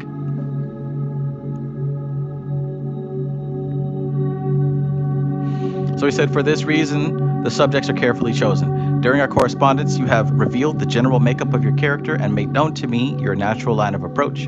It is for this reason that the meditation subjects which you will receive may puzzle you, for you will find them to be the exact opposites of those which you would have chosen for yourself.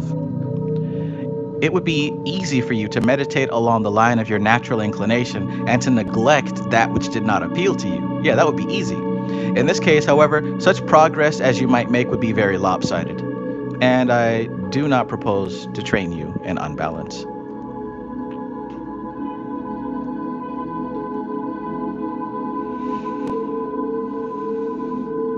You will therefore learn to meditate on ideas which do not possess the interest which would make them attractive to you, and I expect you will not care for the effort involved. Believe me, however, it is absolutely essential that you receive a balanced training, and I should not be doing my duty if I permitted you to escape this necessary mental discipline.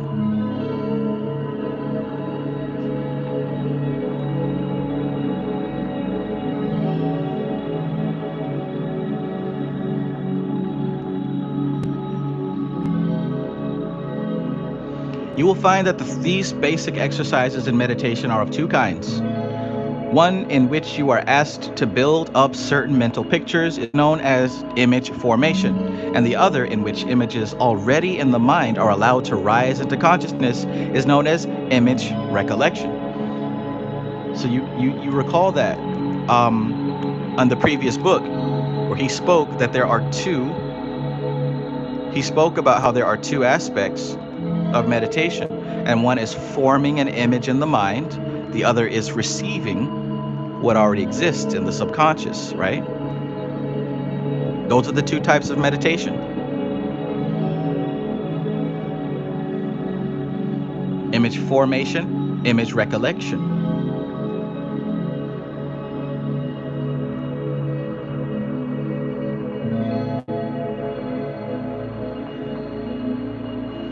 I don't know why y'all didn't do that a long time ago. I mean, I saw it playing out, but hey, is what it is. Is what it is.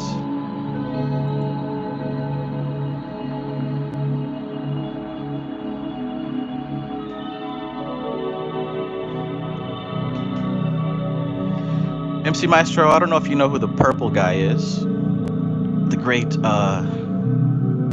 Darth Sidious of NLP, but one of the things that he talks about, and I actually had to refer to this earlier today, oftentimes when there's people who disagree or have their own stubborn beliefs that they don't want to change, it's actually better to agree with them temporarily than it is to debate them. Because when you debate them on those hardcore beliefs, they put up a wall that's impossible to move. But if you agree with them, it lowers their guard and it allows you an opportunity to have a conversation on a level where that wall is not up. That's why I don't debate, because you're starting off at a level that you're already losing on.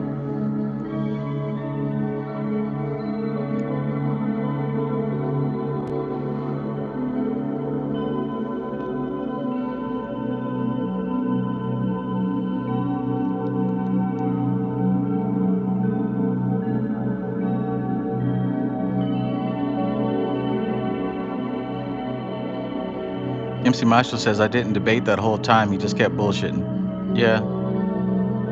But you know.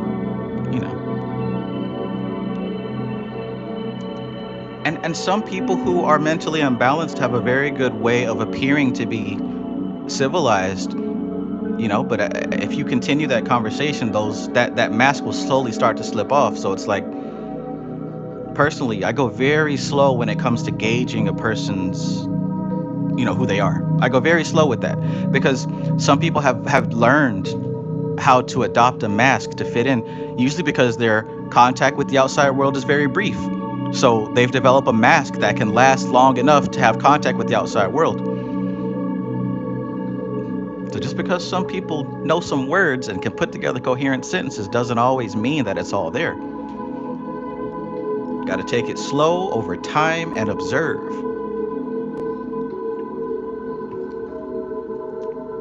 All right, let's wrap this up.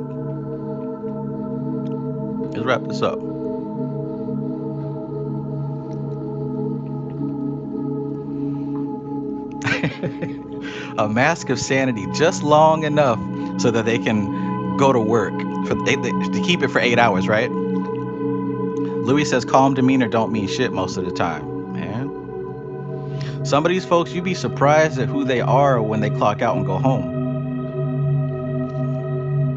You got to watch for small clues. Like I said, the body language, you can't lie with that. Most people can't lie with that. So the small clues are there. Everybody's not for having an intellectual or spiritual discussion. Whew, goodness. Elisha Eternal says literally American Psycho.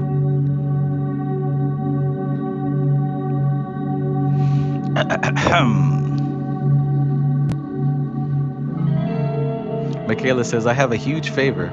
Can you please not play music in the back? I'm extremely sensitive to vibrations. Where's the huge favor at?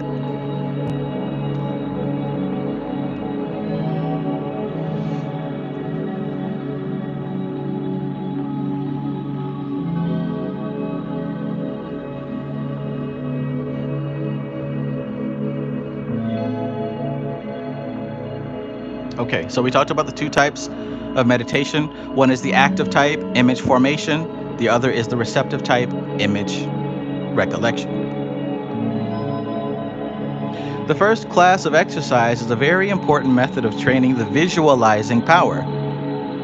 Here we are using the term visualizing in a somewhat different way. We usually think of visualization in its literal sense as the building up of pictures derived from the sense of sight. But occult visualization is the building up of a composite mental image made up of impressions which have been received through all the 5 senses. Let me give you an example.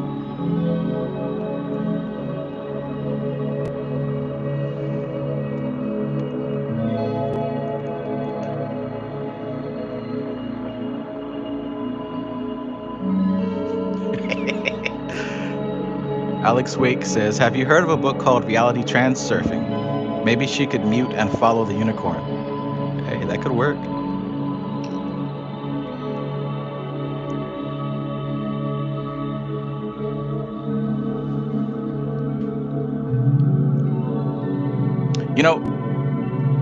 That reminds me of a terrible roommate that I had once upon a time who used to complain about everything. But once my cousin lit some sage and some incense, she came down coughing and complaining and making this huge scene about that incense and that sage. And when she asked, why are you doing this? And he said, well, the sage is here to keep out negative energy and to help for negative spirits to leave the premises. And she says, well, it's not working. It's just irritating me and making me upset.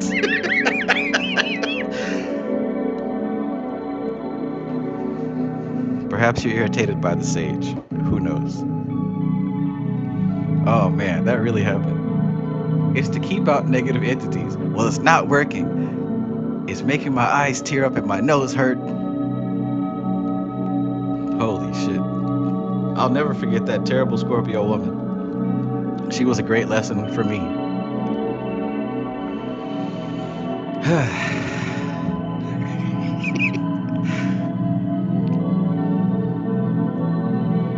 MC Maestro says, Trav, was that the day you did that live for her? Absolutely.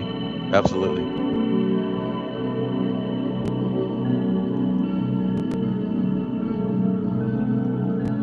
All right. Let's continue. So, image formation, right?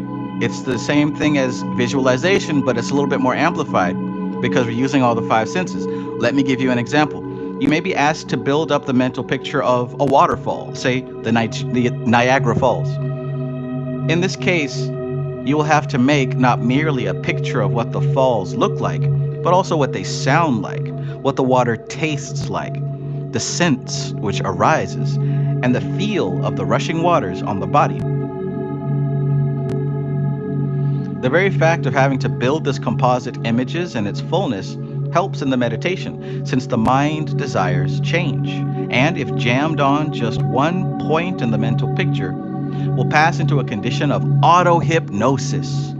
Useful though such a state can be, as you will discover at a later stage, it is not a desirable condition when one is beginning training in the meditation. There is a very interesting simile used by Professor Ernest Woods in his book on concentration. He likens the mind to a fish swimming in a lake. So the mind is a fish swimming in a lake. In the center of the lake, in an island,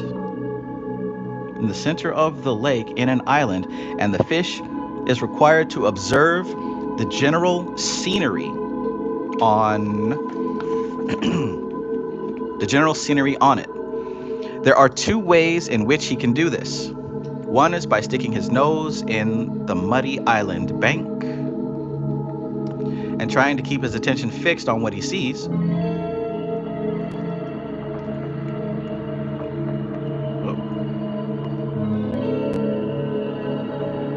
The other, and far more effective way, is for him to swim slowly around the island and record all he sees in his circular journey. It is this second method which you will have to follow in this initial training.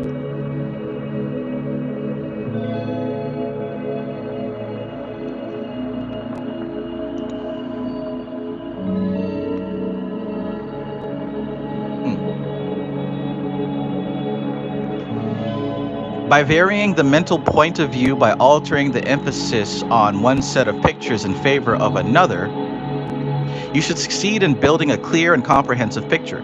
This picture will be in 3 dimensions, will be in the round, not merely a flat image, as you will see at a later date, right? It'll be 3D. When you are building the mental forms which are used as the channels of elemental energy of various grades, this visualization in the round enables you to build up really effective thought forms. MC Maestro says Dharana and NLP. Exactly, bro. The more I study, the more I can see where NLP has greatly pulled from the Hermetic tradition. Greatly. Not just a little bit. The same way that the Hermetic tradition pulled greatly from the Vedic teachings.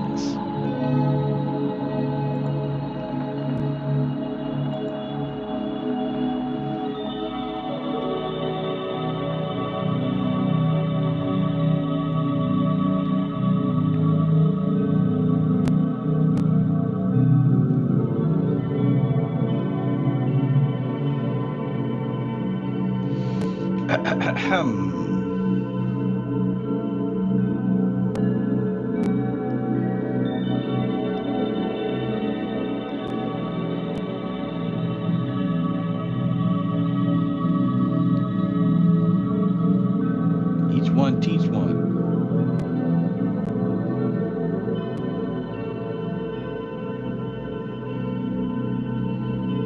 MC Maestro says, I think Snyder mentioned early NLP pulling from Kabbalah and Hermetics.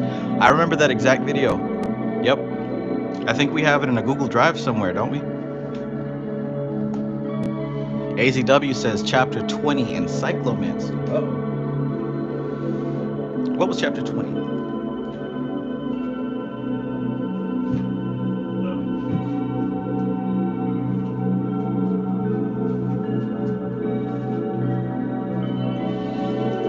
Gotta pull it out. Chapter 20. What was that? Oh yeah, last chapter. How to put the physio-astral world under psychic power control and acquire miraculous power. Dang.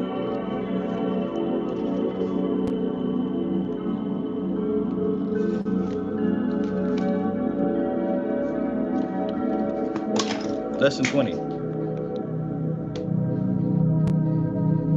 But in any case, Hazard Pie says, I've been doing that, feeling, seeing, smelling, tasting random images in my mind just because I find it relaxing and enjoying. Should I stop? Absolutely not. Practice, practice, practice makes perfect. I mean, imagine after years of practice and then all of a sudden you start getting, say, specific exercises to practice, right? How much better will your thought forms, how much better will your affirmations, how much better will the spirits you work with, etc., be built up? As Supremacy McCoy says, declare abilities. I practice every day. I think we all should be practicing every day.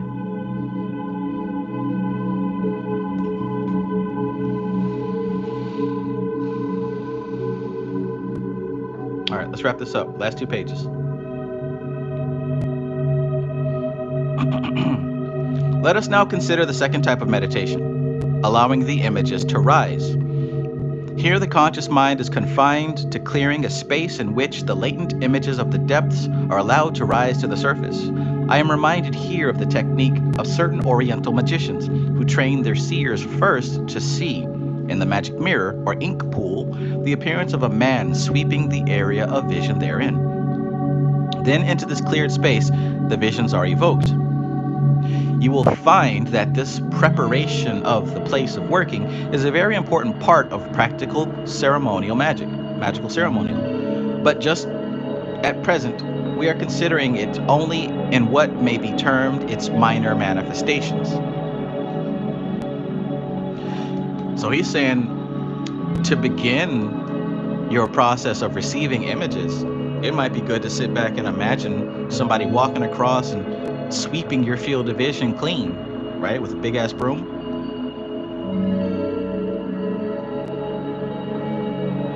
There are certain technical devices by means of which this clearing of the mind can be done, and the one which I am about to describe is the one which I think is perhaps the best. You have begun the work building up definite thought images, and this next part of your meditation discipline will develop your power in this respect. Here the composition of the place is begun by building up around you a mental picture of a wall of light separating you from the outer world. This circular wall of light you should visualize as silver in color and see it moving around you in a clockwise direction. Right?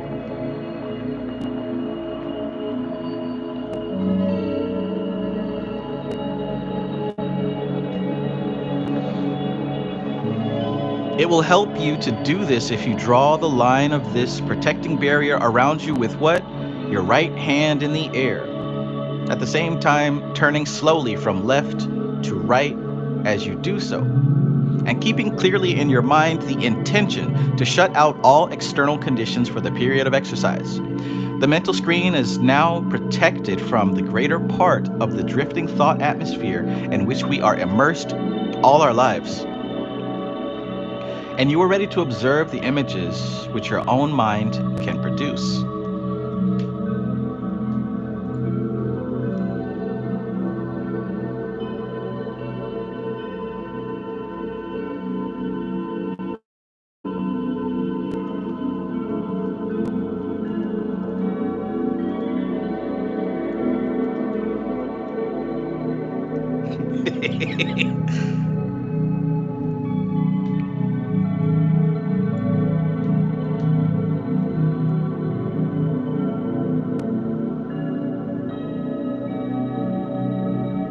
cities.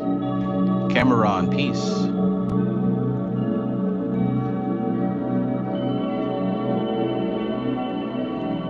Jalen Smith says Toltec Secrets tells you to imagine cleaning each chakra with a flower.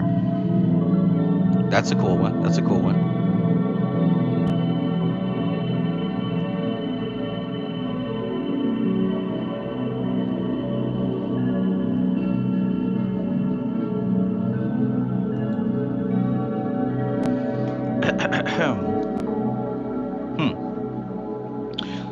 Mark Lopez says go through that last part again. Sure.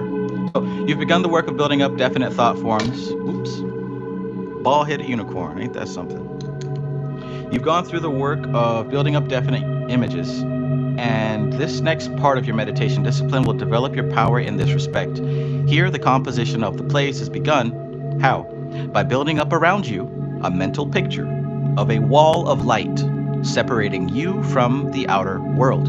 This circular wall of light you should visualize as silver in color and see it moving around you in a clockwise direction. It will help you to do this if you draw the line of this protecting barrier around you with your right hand in the air, at the same time turning slowly from left to right, clockwise, as you do so, and keeping clearly in your mind the intention to shut out all external conditions for the period of the exercise. The mental screen is now protected from the greater part of the drifting thought atmosphere in which we are immersed all our lives, and you are ready to observe the images which your own mind can produce.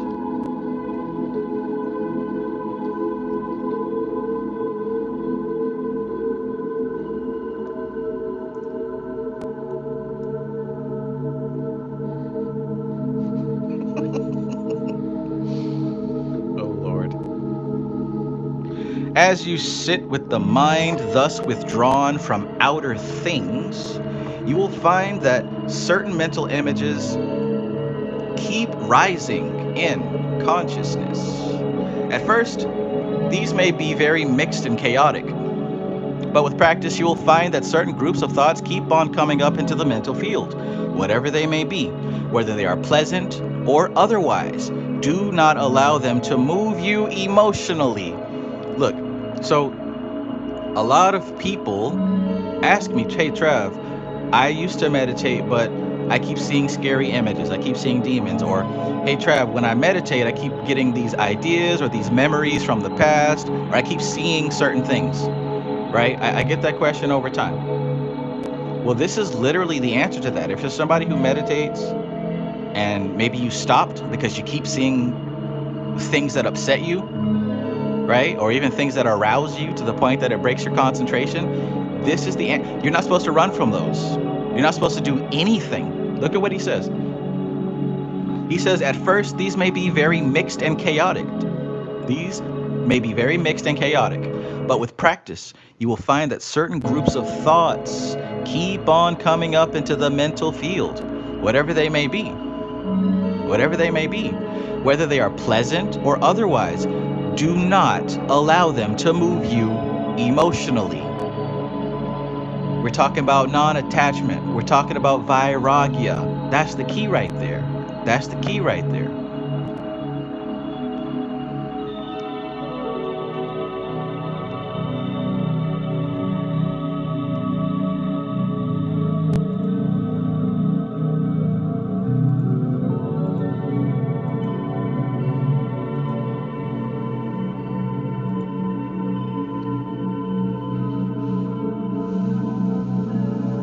Alex Wake says, even though this is the third book, it opened as if it was its own entity, very clear and simple. Absolutely.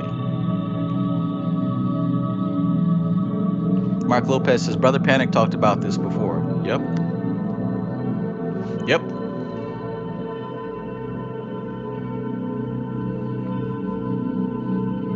So, do not allow them to move you emotionally. That is the answer. Merely observe them as they arise. Merely observe them as they arise, and then quietly, without any strained effort, Visualize yourself as pushing them through the protecting wall and out of the mental field. Bam! Like literally, that is how you get over that obstacle. Remember what I said at the beginning of this video? How it's good to have a teacher who is experienced because they've crossed all the hurdles that you're going to cross, and how everybody has a human brain and a human body. So we're all going to go through the same types of obstacles because there's not that much variation in human experience. Well, this is definitely one of them. You can learn how to meditate. You can learn how to be still, and it will be great. And like he said, there's going to be that dip. There's going to be that fall where it seems like nothing is really happening and it gets boring. That's going to happen to everybody. Most people, if they make it that far, they fall off. They fall off and they say, yeah, it worked for a little bit, but then it stopped working. But even if you get through that hurdle and you keep going and you finally learn about that aspect of it, now when it comes to this meditation and sitting still with yourself, eventually as you go, when you meditate, it's like taking a shovel and you're digging and you're digging and you're digging and you're learning how to access deeper parts of yourself. And with every meditation, you dig just a little bit deeper, right? You don't get down to the core in a day or a week. Not with no shovel, you won't. And eventually you'll probably hit some type of bedrock, or you hit something that's very difficult to penetrate with a shovel. You might have to upgrade your tools, right? But as you go deeper into your mind, you're definitely going to hit a layer where memories come up, or these memories will come up. Now, rarely do they come up in their raw form, because over time, as you've pushed them underneath your level of awareness, they've congealed and they've mutated and they've deteriorated into your personal demons, into your personal fears, into your personal complexes. Now, as you go deep, because see, this is why people distract themselves, and this is why people go into escapism, because they know if they sit still and quietly long enough, those thoughts are going to rise to the surface and they don't know how to deal with them. So instead, it's easier to do drugs, it's easier to watch TV or to doom scroll through social media, it's easier to have sex all day, right? It's easier to do anything but facing those thoughts. So that's a certain layer that everybody that you can see with your eyes is afraid to cross, right? Everybody in your life has that layer and they're not comfortable with going past it. So here's the thing. When you sit down and you meditate, you're going to hit that layer. The difference is they're not aware of it. Remember we talked about subconscious influences in the first chapter? It's those subconscious influences that drive people to escapism, for whatever it may be. So when you hit that level during your meditation, it will get scary. Whatever's scary to you, you're going to find it there. You might not be scared of monsters and demons. You might not be afraid of, whatever. But whatever does move you emotionally, you will find it there. I promise you'll find it there. There's one point when I was doing the inner activation system, and we went through this specific meditation called chakra shooting. The first 2 rounds of class, we did it a certain way, but when I kept doing it and kept going through it again, I had reached a new level of depth, and I saw, whoa, this is what's happening here. And I actually added some new videos to that course. Which, by the way, I'm deciding to do something different here. In the past, I've offered that course for $250. I'm going to include it in the membership here. So if you decide to be a member of the Magick Society website, you will get access to that awesome course about the different techniques that you can use to really master this type of meditation, what he's talking about right here.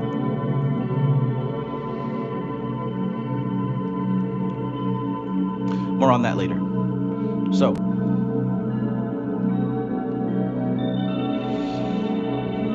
what he says there is, merely observe them as they arise, and then quietly, without any strained effort, visualize yourself as pushing them through the protecting wall and out of the mental field.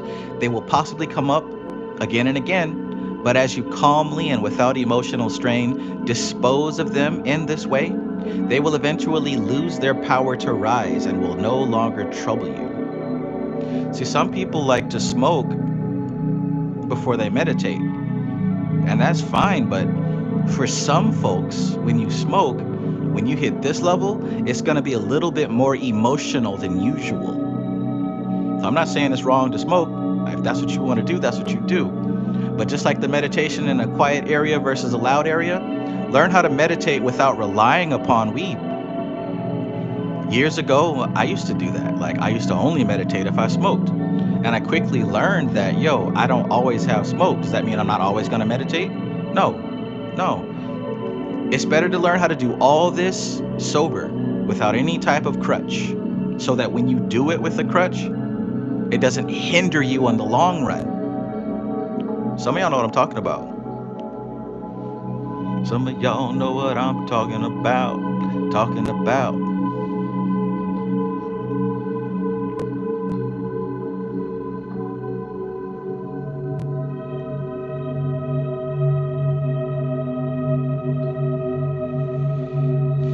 Jalen Smith says, feel like I just got called out. That's what I'm saying. Like, a lot of these obstacles, that's why I keep saying that. The human only has a small variety of feelings and experiences that we go through. Like, it's not all this random smorgasbord of, oh, everybody's so different and unique. Like, no, we got the same equipment. We all working with the same stuff. So when we encounter these concepts, it's predictable as far as how we're going to respond to it. Sure, it will vary in manifestation, but at its core, we all go through the same stuff.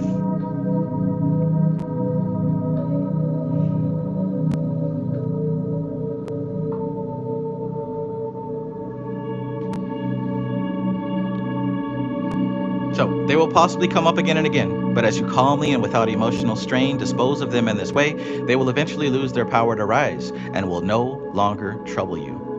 This preliminary work is not quite so easy as it sounds, but once you have established it as an automatic habit, you will have acquired a most valuable power.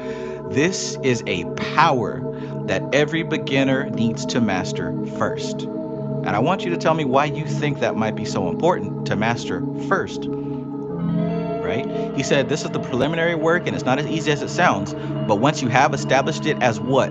Automatic habit. So that means whenever you sit down to meditate and you go deep within yourself and you see trouble, you see fear, you see pain, you automatically know what to do. You push it outside of your sphere so it does not affect you. You don't get emotionally moved by it. You don't get upset. You don't get mad. You don't break meditation. You don't focus on it. You literally let it go. So could you tell me how that could be useful? Because guess what? If you learn how to do that automatically, it's going to translate into your waking life. In your waking life, when you come up against something that disturbs you, your reaction is not reptile fear. You're able to maintain your frame. You're able to keep your mind and logically deduce the next move without being manipulated. It will literally give you a strength that you did not have before. And by the way, if you continue to go into these deeper, higher levels of meditation, like imagine this now, at these early stages, you're just going deep within yourself. But eventually you'll start going deeper and deeper into the collective unconscious. Do you think that you're going to see some terrible things in the collective unconscious? Do you think you're going to see some horrifying things in the collective unconscious? Do you think you're going to see some beautiful things that will certainly distract you in the collective unconscious? I bet you will. If you go deep enough, yes, you will. So imagine having the power to shut that out, to let that slide, to move past it, to not hold on to it. Because here's what's happening. When you go into meditation, you're taking your ego with you. Your ego is surfing through the endless chaos of the unconscious. And your ego has a shape. And the reason the water element is chosen to represent the etheric plane is because water takes on the shape of whatever container is holding it. So listen to me. If you're going into the unconscious, passing through the etheric plane shaped like a cup, you're going to scoop out and carry those things that are shaped like your ego. Do you hear what I'm saying? And does it make sense to you? So if you take a cup upside down and you push it down into the ocean, how deep are you really going to go before it starts getting very difficult? That little bubble of air, once you stop pushing, it's going to shoot that cup right back up. You want to be able to let that water pass through you. so that you can sink deeper and deeper into yourself.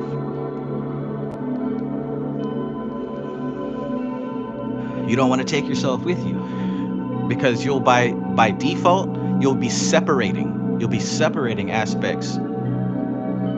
To choose to be something is to also choose to not be something else.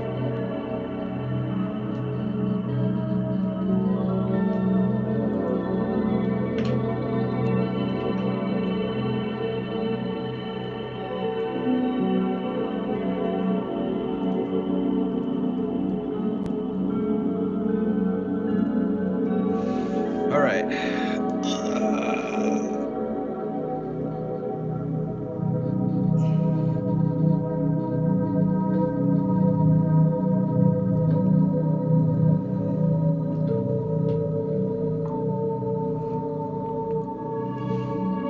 All right.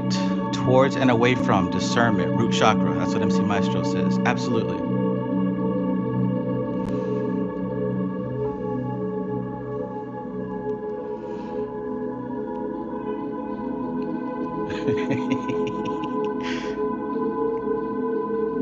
MC Maestro says, I find there are less distractions in general if you go after 3 visualized goals at all times. Okay. He says, to master it will make added power easier to wield. Exactly. Wayne M says it'll build discrimination. Yes. Hazard Pi says, because you can distance yourself emotionally in day-to-day life as well as when in meditation. Right.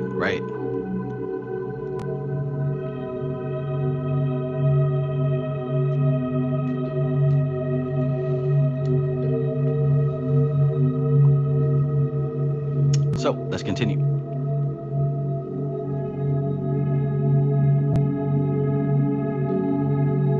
It is of no use, however, to clear the mental field unless we are going to do some work in it.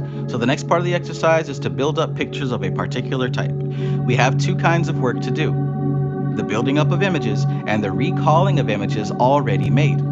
It is best, therefore, to start our work by deliberately building up images, and so to train the visualizing faculty. In my next letter, I will give you the basic instructions on posture and breathing. You may think that the way in which I am teaching you is somewhat disjointed. In this instance, I have broken off the instructions for the mental exercises and returned to quite another subject. Do not let this worry you. There is a very definite reason for it. Again and again, you will find me breaking the sequence of orderly instruction in this way, and at a later date, you will more fully appreciate my reasons for doing so. We call that pattern interrupt these days, and it's extremely effective. All right, so this book here is basically a collection of corresponding letters between master teacher and master student. And those were the first 3 chapters, plus the prologue. And here he has an example of the magical diary. Grade EA, entered apprentice. EA. I wonder how that guy's doing these days. So here's an example, right? We talked about the salutes.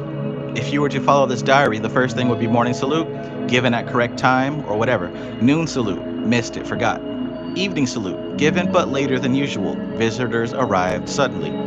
Exercise and meditation. Was able to visualize the street well, but I noticed that I could only visualize part of it at a time, as though I was using a mental flashlight. Only those things in the beam were clear. The rest was blurred and indistinct. Special notes: I find considerable difficulty in starting the meditation despite my clearing efforts. All right, so that's that. The book is called Apprenticed to Magick because as a reader, you're the apprentice, and these are the letters of the teacher sent to the apprentice to make sure he stays on track. That's a pretty cool way of writing the book, if I must say so myself.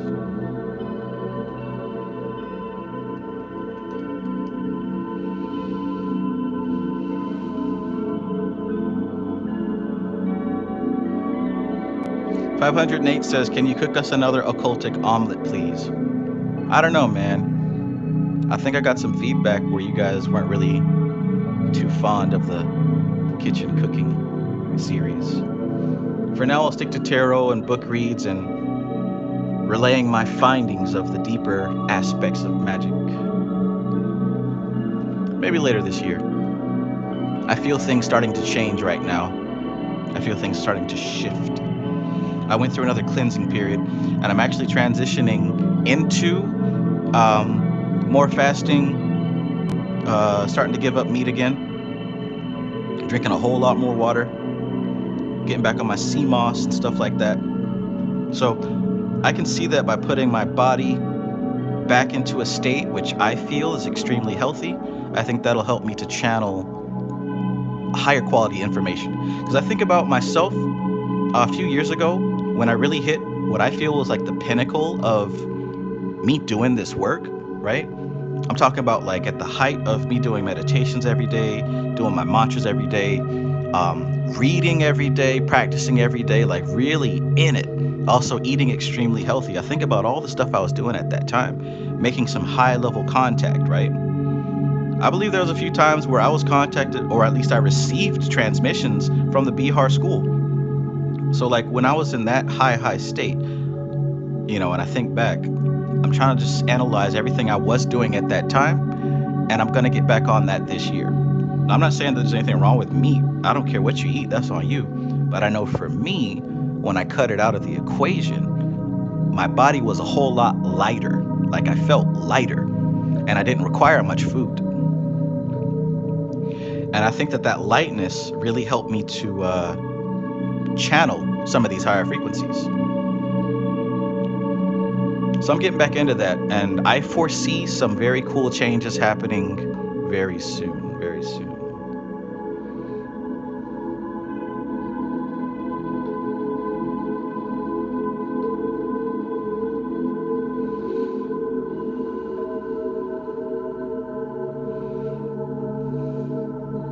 Jet Jaguar says, I don't see my visualizations. It is more of an imagining. I do feel I can imagine the senses well, but I see blackness when I close my eyes, and it is like the imagining is seen in an unseen place. Have some of you been the same way? It has got me down at times.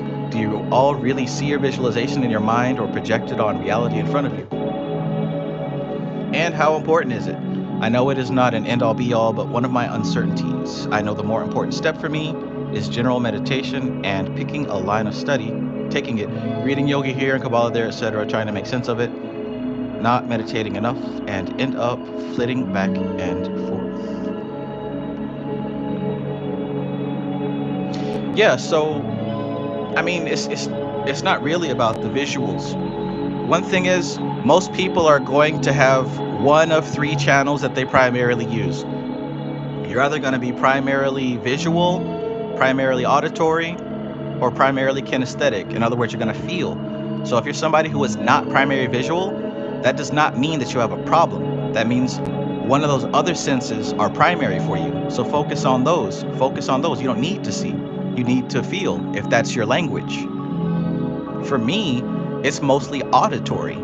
I mostly hear. I mostly hear. I hear the voices of the energy that I work with. Secondary to me is seeing. I see second, but I hear first.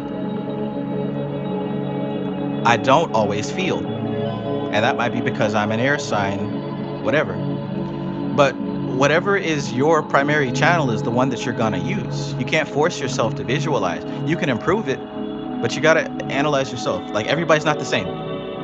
You gotta find out your specific form and work with it. Work with what you have. Don't try to force something new.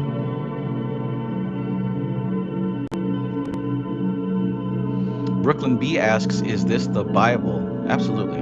Absolutely.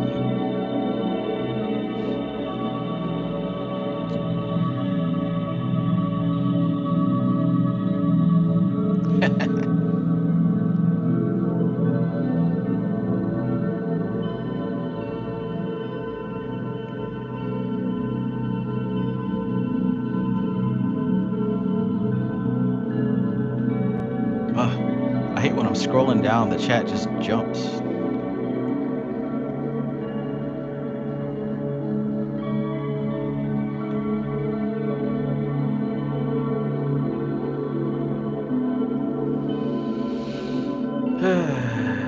Elisha Eternal says, yeah, I'm on a meal a day kind of thing. Eating makes me feel heavy.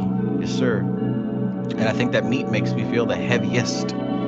So I'm phasing that out. I'm phasing that out. MC Maestro says, Trav, can you process on creating new thought patterns before you go? Having a little trouble. Creating new thought patterns. Yes. So, what did I hear recently? I channeled something about that not long ago. Well, think about the exercise that he put down in this book. And the exercise that he put down was, before you go to sleep, as you lay there, think about your day in reverse. Start at the end and work your way back one event after the other. And what you'll start to see is the cause and effect. So I may not do this every night, but often I do that with my life. I ask, how did I get here? And I see myself here, and I see what happened before that. Like, I see my life in little phases, little chunks of months. Each month is like a phase. And what's really cool with me is I might use smell for ritual, but I use music for these phases and these seasons. I'm the type of person to play a song out. I'll have that motherfucker on repeat for hours. That's why I like these long 8-hour binaural beat type things, because I'll let these play for days on end, and it really feels like one long day. So time kind of moves faster, but it's just the trance that I'm in. Anyways, I think about each phase and each previous phase and each cycle and how one led to the other. And I noticed that the shifting of each stage is me making a commitment to myself to start thinking a different way. Now, it's not always, oh, I'm going to make a commitment to start thinking a different way. Usually, either I'll be fed up with something, I want something different, or I'll just realize that, hey, we could be doing it this way. What I'll do is I'll find what it is that I want. And like I said, I'm auditory, so I'll talk to myself. I'll talk to myself in the mirror. I'll talk to myself while I'm doing my walking meditation. When I put myself into trance and I begin to speak it into my life. Like I said, in the mirror, during meditation, during a walk, and I'll speak it enthusiastically, right? And now I know that it's my Ruach speaking to my Nefesh. Now I know that. But before, I just was speaking out loud. And sometimes I would visualize it being Lucifer or King Payman or some entity.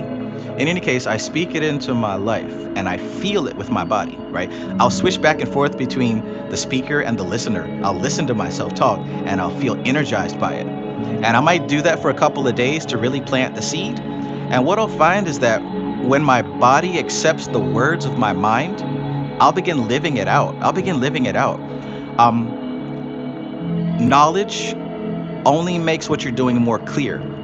So recently, since I discovered that it's my Ruach talking to my Nefesh, we have a conversation between two clear entities. And knowing what I know about NLP, I make sure that it's a win-win situation between my body and my mind. Instead of just telling my body, oh, you got to stop doing this and we got to start doing that. No, I make it make sense. For example, say that you eat a lot of candy and all that sugar is starting to be bad for your health. One of the things you can do is find something else your body wants that would have to come at the sacrifice of that candy. Perhaps if you could take and calculate what you have been spending on that candy and say, hey, you could actually be getting this. That would be a benefit of stopping this sugar intake, right? Also the health thing, right? So you want this, maybe you want to lose some weight or whatever. Hey, this is what you want. We're going to get that if we give this up.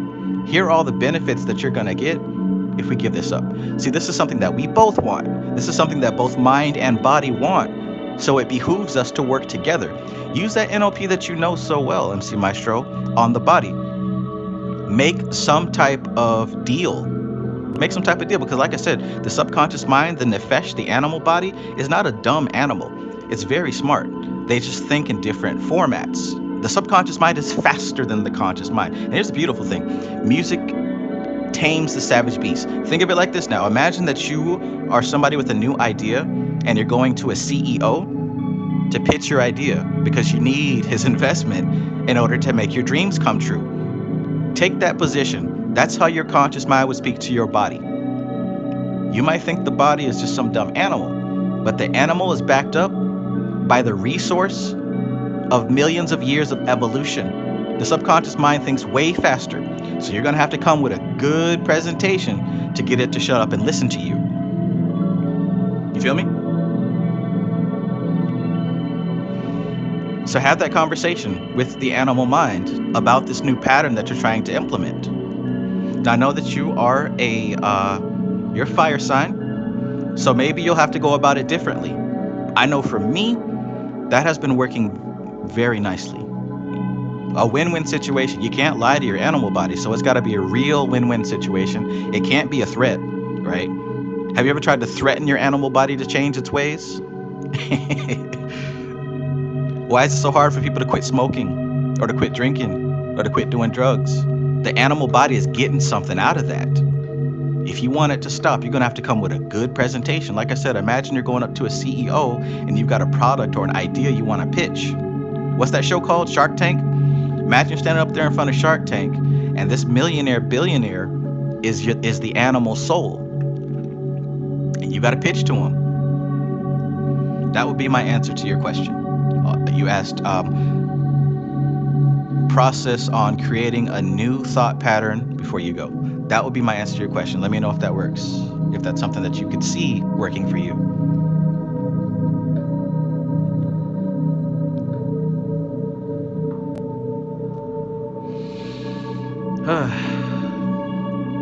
Wow, there's a lot of conversation. I got to scroll way up.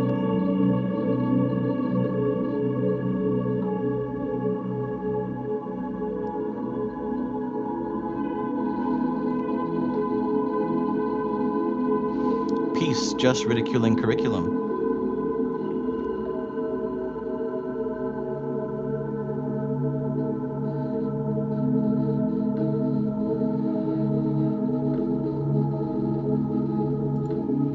Let me know if anybody's tried anything like that.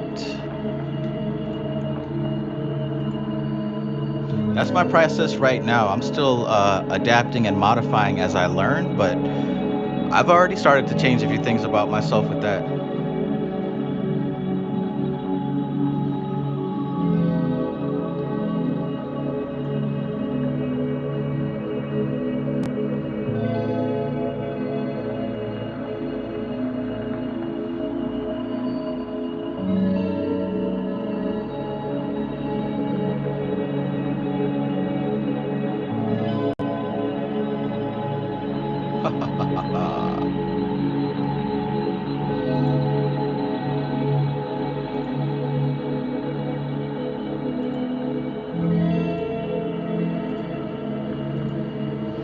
Give me one of those hot dogs.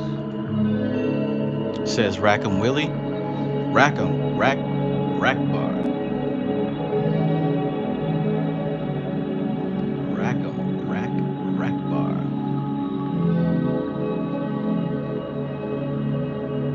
Elastic Eternal says, I realized I've been talking to my animal soul, just didn't know what it was.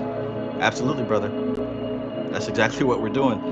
Most of the time, the thoughts and the ego, that is the human mind. But understand, this animal body is here too. Sometimes I think you have to speak out loud in order for it to hear you.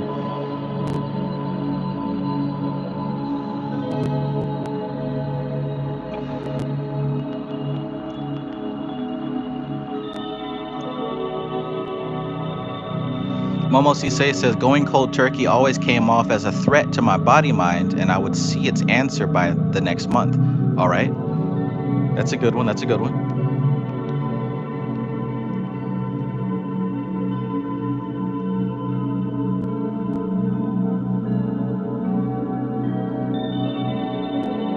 Peyton says, hi, your music is nice. Peace, Peyton.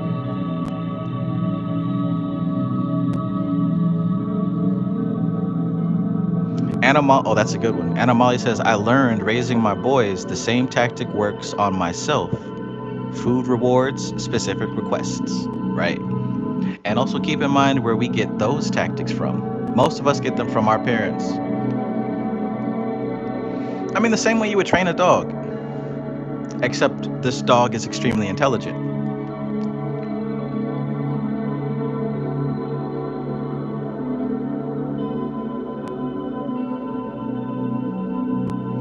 Animali says, when you nod before you say yes, your body knew first. Exactly. I'm telling y'all, if you really pay attention, the body-mind processes faster than the human mind.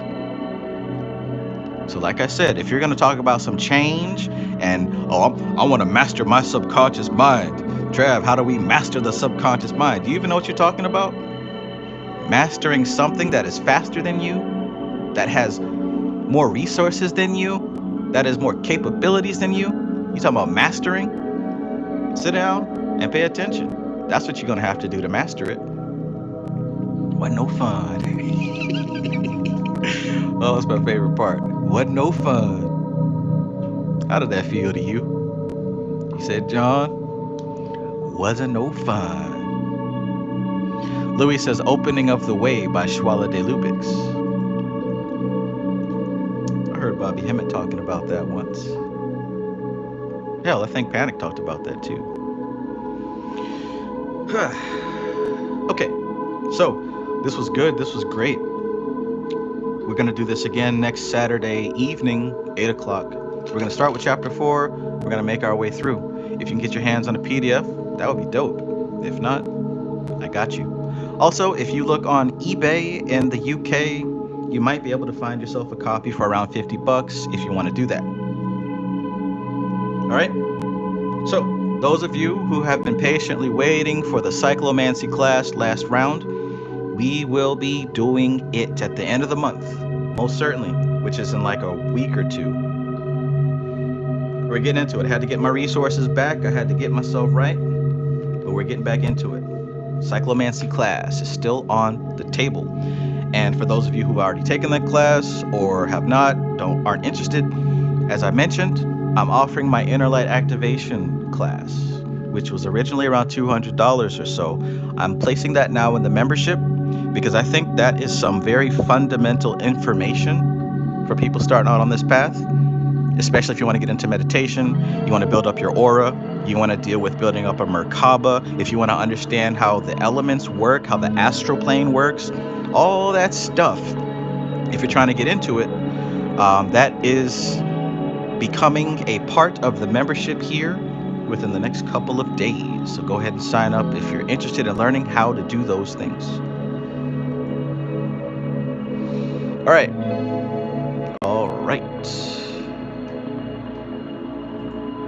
That's that. I hope you guys enjoyed. I hope you learned something practical. But we're about to head on out. The next time I go live should be Wednesday, doing a tarot reading. So if you want to get a tarot reading, I'm gonna be live Wednesday night. Amar, I owe you a tarot reading, so I'm gonna send that to you. I might go live tomorrow. I don't know. We'll see. But stay tuned. Stay tuned. Stay tuned. Stay tuned. Stay tuned.